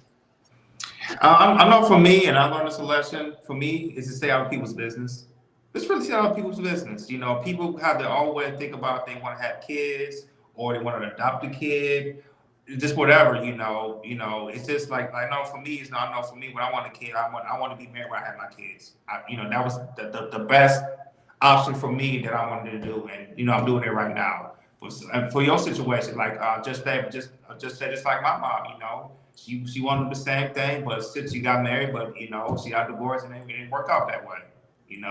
She did like being a wife, but sometimes situations don't work like that. Right, and it's bigger than just you chose wrong. You know what I'm saying? Life happens, but when you say life happens, then they say you make excuses, but yet they think like people crazy as hell out here, right? But it's amazing because we got all the answers for everybody else's life. But our life don't exhibit all the shit that like these people be talking crazy out here. But I'll say this and I'll be done. Now, it's complicated, right? Because I personally did not. I knew there was a biological clock thing. For whatever reason, I didn't think I would experience it. Listen, y'all, when I hit my 30s, I was baby crazy. I wasn't in a relationship. I was already divorced. In my mind, it was baby. Listen, also, listen, I was on some shit where, hey, listen, here go a cup. Just put it in the cup. Right? Yeah, you just put it in the cup. Like, hey, you ain't gotta be here. I was sperm crazy. I wasn't in a relationship, but that drive within me, I can't explain it, but it was strong. I really wanted a baby, and I had to reckon with myself, right? Because I actually had looked up sperm banks in California. Like, listen, you could sit there and look up their education level. You could look up their hair, whatever. Y'all know how it goes. You could look up whatever their medical history, what the whole nine. I had done start going through that whole process. That's how much it was driving within me. You know what I'm saying? So it's layers to it. Ideally, I would want to be married. The dynamics, man. I personally don't want to dismiss or I want to appreciate the dynamics between a man and a woman and the value that both brings in regards to raising a child. I never want to dismiss that. You know what I'm saying? But I also understand life is complicated. Well, a little more complex. I won't necessarily say complicated, but a little more layered. So I'll leave it there. I'll go on mute. No, but the aspect when it comes to the black community, what that lady's saying is the truth. And I'm not gonna lie. If you like, no chase to say, sometimes you gotta tell the truth and shame the devil. Is the fact. She's telling the truth. Like, in the black community, they focus a lot about women becoming baby mothers than actually women becoming wives. It's just a fact. You have, prime example, you have Sexy Red, who was literally pregnant, dancing on stage, twerking. That's part of the culture right now. The ratchet culture they call it. So women today, they rather a guy to get them pregnant and throw the guy away than actually telling the guy, hey, if you get me knocked up, you're gonna be my husband. They don't push that towards the guy because they know at the end of the day they're not looking for that. And I told that to Hakeem so many. Hakeem enjoyed it even on this panel so many times. I keep saying that men are the one pushing for marriage. These women are not pushing for marriage. I'm just being honest. They're just not. Okay, I'm trying not to cut you off, right? And this is where I started getting a little mixed up, right? And of course, how you getting mixed up for? Listen, don't come for me unless I send for you. Go ahead. But so this is the thing, right? So when they get into the talking points, men control marriage, right? Or whatever the talking point is. I don't know the talking point, but at the end of the day, we know for things to really progress in a decent way, the man have to initiate that, right? I ain't gonna lie to y'all. I don't see a lot of dudes really trying to push marriage like that. And to be honest with you, men that want to get married get married. I've been saying that in the space for the longest. Men that want to get married, they work towards that. They work towards that. The people who complain about marriage and all that kind of shit like that is because they want they got them weird lists going on. Men that I know, like, and I'm not saying it's just as easy as that, but what I'm saying is they pursue that, they go look for that. But what I found in this space alone, you could have a guy talking about wanting to get married, and I done seen a bunch of niggas dogpile him, shame him for wanting to get married, fearmonger him to not get married. That shit be garbage to me. So even the ones that do want to get married, with the current that's going on right now, they get shamed for that shit. And I mean, we could get into the risk and all that, but that's neither here nor there. But what I found is people that really want to build and create family in regards to men initiating marriage and stuff like that, I found that they just work. They just work towards that. We've seen that in the space. There's a couple of men, as you know, Ronnie, in the space. Yeah. It's been a few years. They done found them a wife. They done got them a wife, and they working on their family. That is correct. Fact. I'm not saying it's that easy for everyone, but what I'm saying is it's not as complicated as a lot of these niggas make it. But what it is they want their cake and eat it too. I just sum it up like that. You know what I'm saying? Like for example, there is a guy in the space. I normally call him my Haitian brother because he's Haitian. I think you know what I'm talking about. He met somebody off the panel and ended up marrying her. So that I'm saying it happens. And not only that, but he used to promote marriage. That's what I'm saying. Like guys that really push like for marriage, they end up getting married majority of They the time. focus on that. That's what they focus on, and that's Yeah. what they work towards. They That's don't why I sit told on Hakeem don't panels worry, because Hakeem complaining. focuses on that a lot. Yeah. They don't sit on panels complaining and crying about women all day. The men that want to build families, they go focus on that. That's what they go do. They don't sit there running their mouth all day about this weird shit. But like I said, as far as the baby thing, yeah, it's ideal, right? Because, and don't get me wrong, it takes more than just that household, right? It's about the village, right? It's about community. And so that expands outside of the household. And that comes in different forms. That is not to say you can't yield a productive citizen under those circumstances, because I know a lot of people that, you know, they grew up in different circumstances in the house, they grew up in broken homes, you know what I'm saying? And they children cool. I would never say that that's ideal, but that's based on my value system. You feel me? But no, but JJ, is it truly a broken home if the father's still around, even though he's not married to the baby mama? Sometimes not. Everybody's situation is different. Sometimes people are totally absent. Sometimes they're around. No, that's true. Like for me, I was in a situation that, you know, like my brother, you know, he saw his father more than I did. It was a little jealousy, but look at me now, you know. I mean, those are real issues, though, Jordan. Right? Like usually, I should be the one be angry at my family, my mom, my brother. Just be angry. You know what? I'm going to the streets and all something like that. You know, but my mindset was like, my family, because I have, a big family.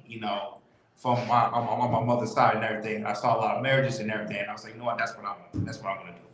Right. So case example, right? Name dropping, but it was a panel today where it was a young man on a panel, right? He dating. The circumstances are a little interesting. You understand what I'm saying? But it wasn't even just the guys. It was everybody. I won't say everybody, but it was a lot of people discouraging him from moving forward with that relationship, right? But it was because of the circumstances, Now, what I said in the chat, I say, listen, it don't even matter how many kids she got. In this space, it could be a guy that could be dating a chick, no kids, etc., etc. What I found is the hate and bitter ass niggas, the hurt big tip ass niggas, what they do, they will still discourage men from moving forward. Oh, you don't want to do that. And then they start projecting and crying and telling their little trauma story. And no, because what she gonna do? She gonna do this and she gonna do, like, it's just weird out here. We just in a time where people are just self-serving. And I ain't gonna front. If I'm gonna give you a perspective of a woman, you might have, I'm not in their head, but you might have some women that still want to fulfill that need of bringing forth a child into the world, birthing a child into the world, and not being bothered with the bullshit. I ain't trying to be funny. I ain't here to be a victim, y'all. But men and women hurt. What I'm saying is sometimes women may just get to the point. That's just like nowadays, how it ain't even nowadays. In general, women in regards to sexuality is most often demonized, right? Or we constantly hear that we only, like, our only value is our private. You know what I'm saying? What we have to, our genitals, right? And so honestly, you have a lot of women, and I've been through that when I was younger. Like, oh, okay, well, they only look at me like this. Okay, well, might as well get something out of it. This is why you have a lot of these chicks on OnlyFans, Instagram, etc., because in their mind, they're gonna look at me like a hoe anyway. So at least I should get some money out of it. I'm not saying that's productive. That's true. I'm just giving you a perspective. If I decide to venture out into a relationship with him, and then I sleep with him, after I sleep with him, if it don't work out, now I'm a hoe, now I got another body, let me at least get some money up out this bitch. I ain't saying it's ideal. I'm just giving y'all the thought process for some people. Yeah. This capitalizing. It's right. But I based on my value system, I would love to see men and women in the house together with their children. But that is based on my value system. I love it. It warms my heart. But everybody ain't like that, and everybody don't have that situation, right? So go ahead, Hakeem, and then Hassan, and that'll be it.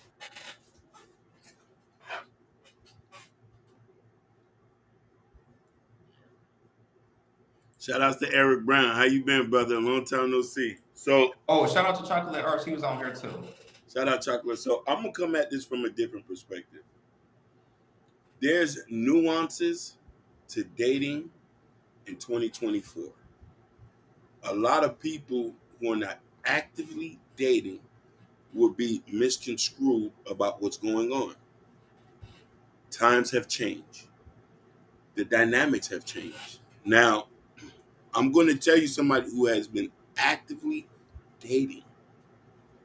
Not for games, not for sure, actively dating with a purpose. Purpose with marriage.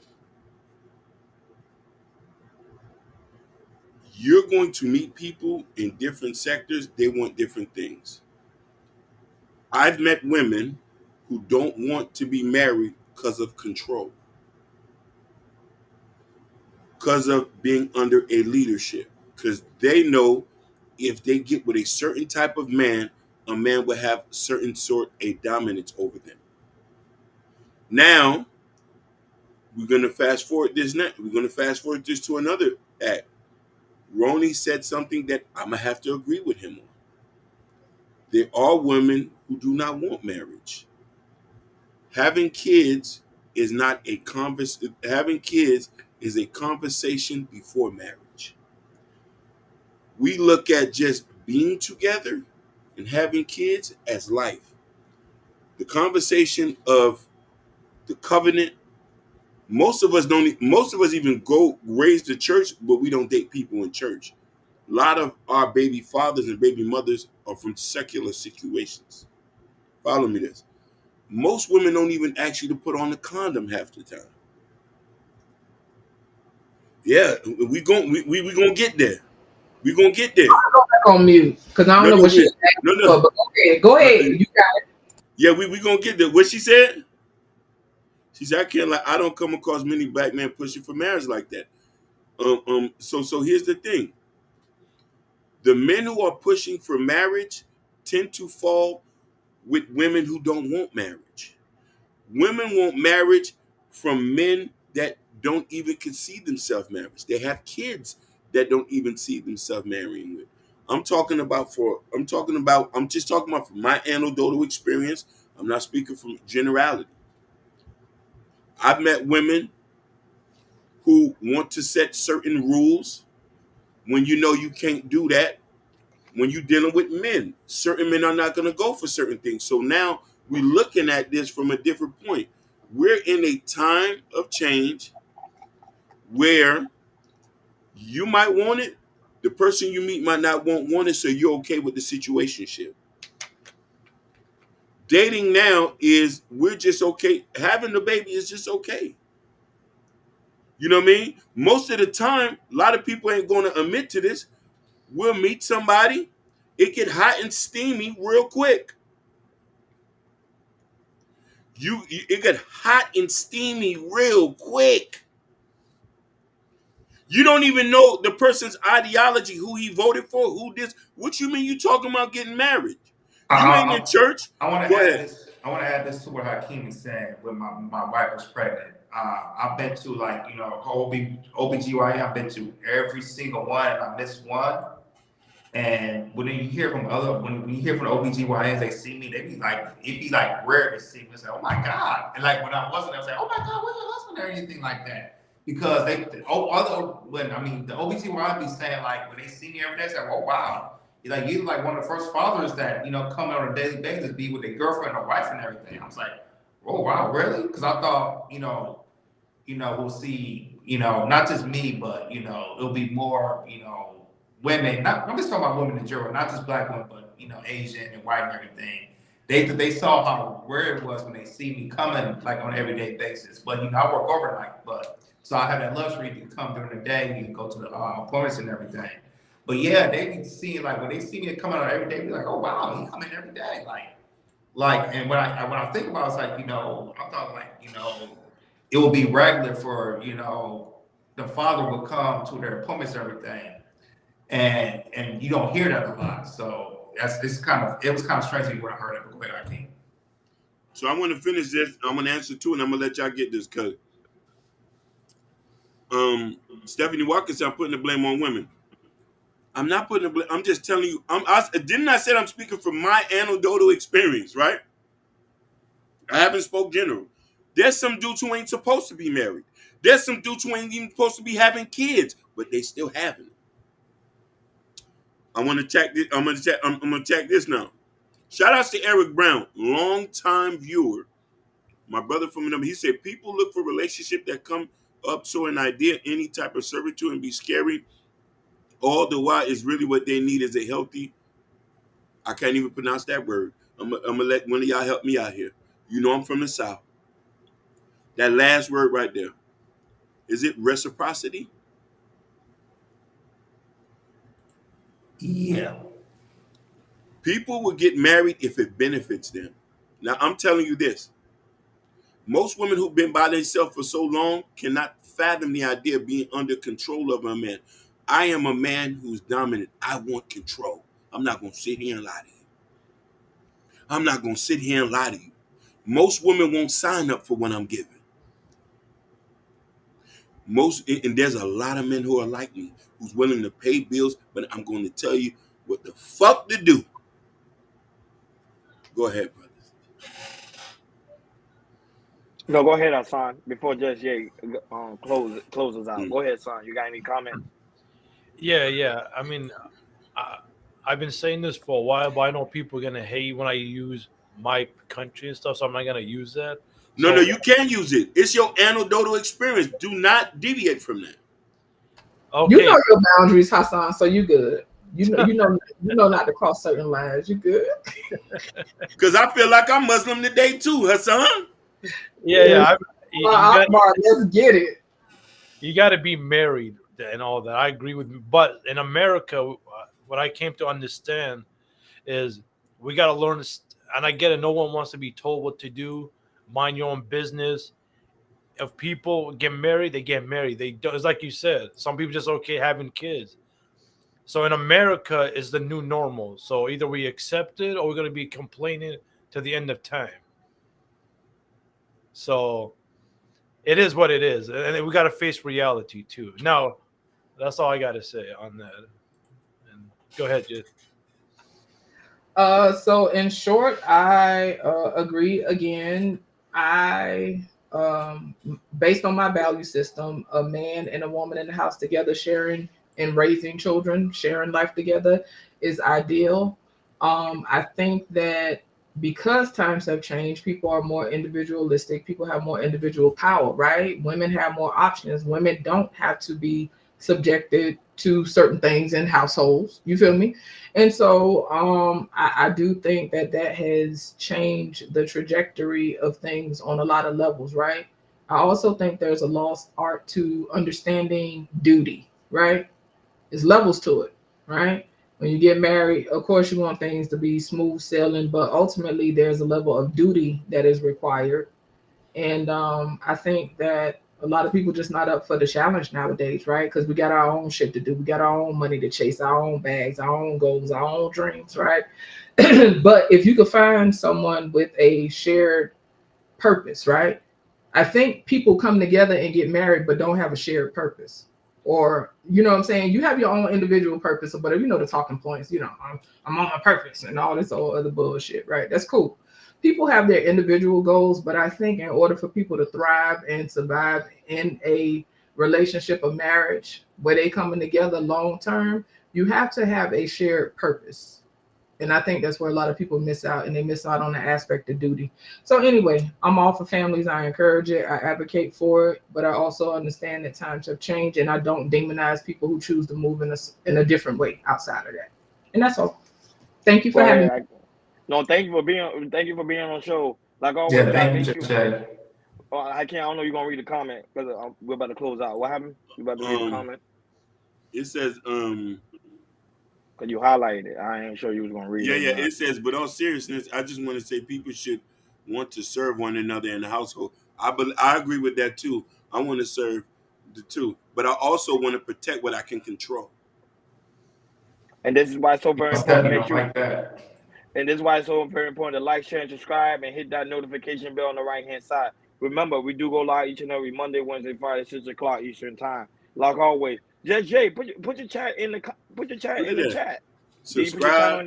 Subscribe to Just Jay channel. To Hassan channel. Okay. Yeah, Hassan, put your channel in the chat. You guys, that's content creator, put your channel in the chat. Channel in the Let's chat. support one Ashton. another.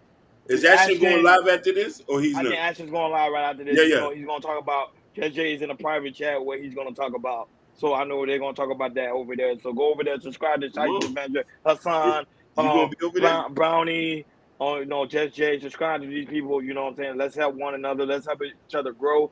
That's how you grow. We help build one. And my hands are ashy. But shout out to No Ashy as Chaser. hell. You too chocolate for that. You too chocolate for that. He said, yes, sir. He said, Hey, yes, hey, sir. hey! He's going live. I'm still a poor village kid, baby. Listen, shout out to the village. I appreciate everybody. Shout out to y'all in the chat. Don't forget, continue to support. Shout out to Shiesty Bum that's always in the building trolling. Shout out to you. Shout out to Eric Brown. Shout out to No Chaser that's also in the building. Shout out to Ashton. He's in charge of the Shiesty Avengers. Man, oh man, they be doing a lot of shiestiness over there. JJ, it be crazy. Look at that shit. You want a good laugh? Go to Ashley Child. I promise you, gonna have me laughing. I'm good. I heard you talking shit about me over there, but I ain't gonna say too much. But I heard they talking shit. They wasn't talking shit about you. No. Don't tell me that. My Hey, brother listen. won't do that. Hey, listen. It is what it is. I ain't gonna be petty today. It's cool. When they was talking shit about. Listen, I get worried about them. I ain't bothered to go check because I don't care enough. But anyway, let's move along. Take that over there. Let's address that at the Shiesty. That's right. The Shiesty layer. Yeah, we'll go over there. We'll address that over there. But look at Ashley. Ashley ready. He gonna whip it on there. Yo, JJ, you call me out. That's why I like Ashley, man. He's funny, man. Shout out to Stephanie, the lovely Stephanie Watkins. Stephanie Watkins is in the building. Brown Ellie is in the building. Shout out to Sherry Bryant and her son Wiz was in the building. Stephanie, don't say damn. You need to be under control, Stephanie. Don't say damn, baby. Shout out to Bobby Bryant who's in the building. He's saying don't fight me. Yeah. Shout out to DJ Triumph. Shout out to Kendall. Shout out to Urban Noise first time. You know they're not in the building, but we know they be watching the cloud. Shout out to Jabbar. Jabbar be helping me out in the back. He be like really helping me out in the back. He be sending me. Well, she say send the link. No, we're not gonna do it here. Whoa. We ain't gonna do it. No. We ain't gonna do it. Yeah. Listen, Stephanie, you ain't ready for what I'm going. I'm ready to debate today too. Go ahead. We ain't gonna do it. We ain't gonna do it. No. Oh, you talking about debate, Stephanie? Stephanie, save it for Wednesday. Tell me. It's Wednesday. And that'll be the first topic. So make sure you tune in 6 o'clock Eastern time so you and Hakeem can have y'all debate. You know what I'm saying? Because we got to get Hakeem out of here. Hakeem gotta get some sleep. Hey guys, I appreciate for allowing me to put my channel in the chat. I appreciate. No, of course, man. No problem. Shout out to Chaz, man. That was in the building. We like Hassan. Go. Even if we big and we know who you are, I'm gonna say go ahead, drop your link. Drop your link. Support. Shout out to PJ. That's also in the building. I was like, go ahead, drop it. Chocolate Earth was in the building. I'm trying to see who else. Y'all help me out because there's a lot of people here today. Shout out to Rashad that was in the building. Shout out to my cousin that was in the building on Facebook. Black Beauty. Black Beauty. Keisha. Hakeem do got a filthy mouth. Make sure you talk to him. E Black was in the building. No. Listen, she needs to be under control. A lot of women need to be under control, under that tutelage. Shout out to Y High. That's also was in the building. I don't know who was watching on Instagram. I can't see. Joe No Heard Him was in the building. Shout out to you. I'm trying to go as fast as I can. I know time is against us. And me and Jordan, we got to get ready for work. Yeah. See, we don't stop, Jay. You see, I be working out here. I be sweating. You like a man that sweat? That's me. Mimi, the lovely Mimi, co-host of the Shiesty Avenger, was also in the building too. Always coming on with gracing us with her presence. So, Hakeem, you know how we get down. Oh, yo, those that watch us on Twitch and Rumble, not Rumble, sorry, and Kick, make sure y'all follow. Because our views are up over there, but they need to follow. Follow the channel so we get monetized over there. So, guys, make sure y'all follow us on Twitch and also on Kick. Pretty soon we're going to be on Rumble and also TikTok. Me and Hakeem and Jordan are working on that. So, pretty soon. And Twitter. We're going to be over there, too. So, JJ, we got audience on Twitter. You believe that? We actually got audience on Twitter. Incredible. Look at JJ. JJ wants the drama. Ashley's going live, JJ. So go over there and no, first of all, you keep saying that. I actually was looking at a whole nother live. I'm multitasking. Ain't nobody thinking about that.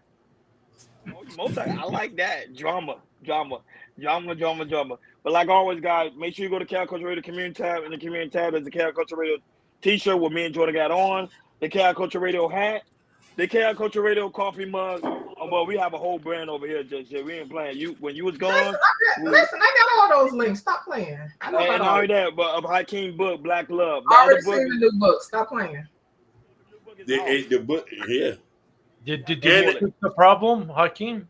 No, Yeah. still ain't fixed the problem. But I'm coming to California to debate Stephanie Watkins. I like that. Live debate.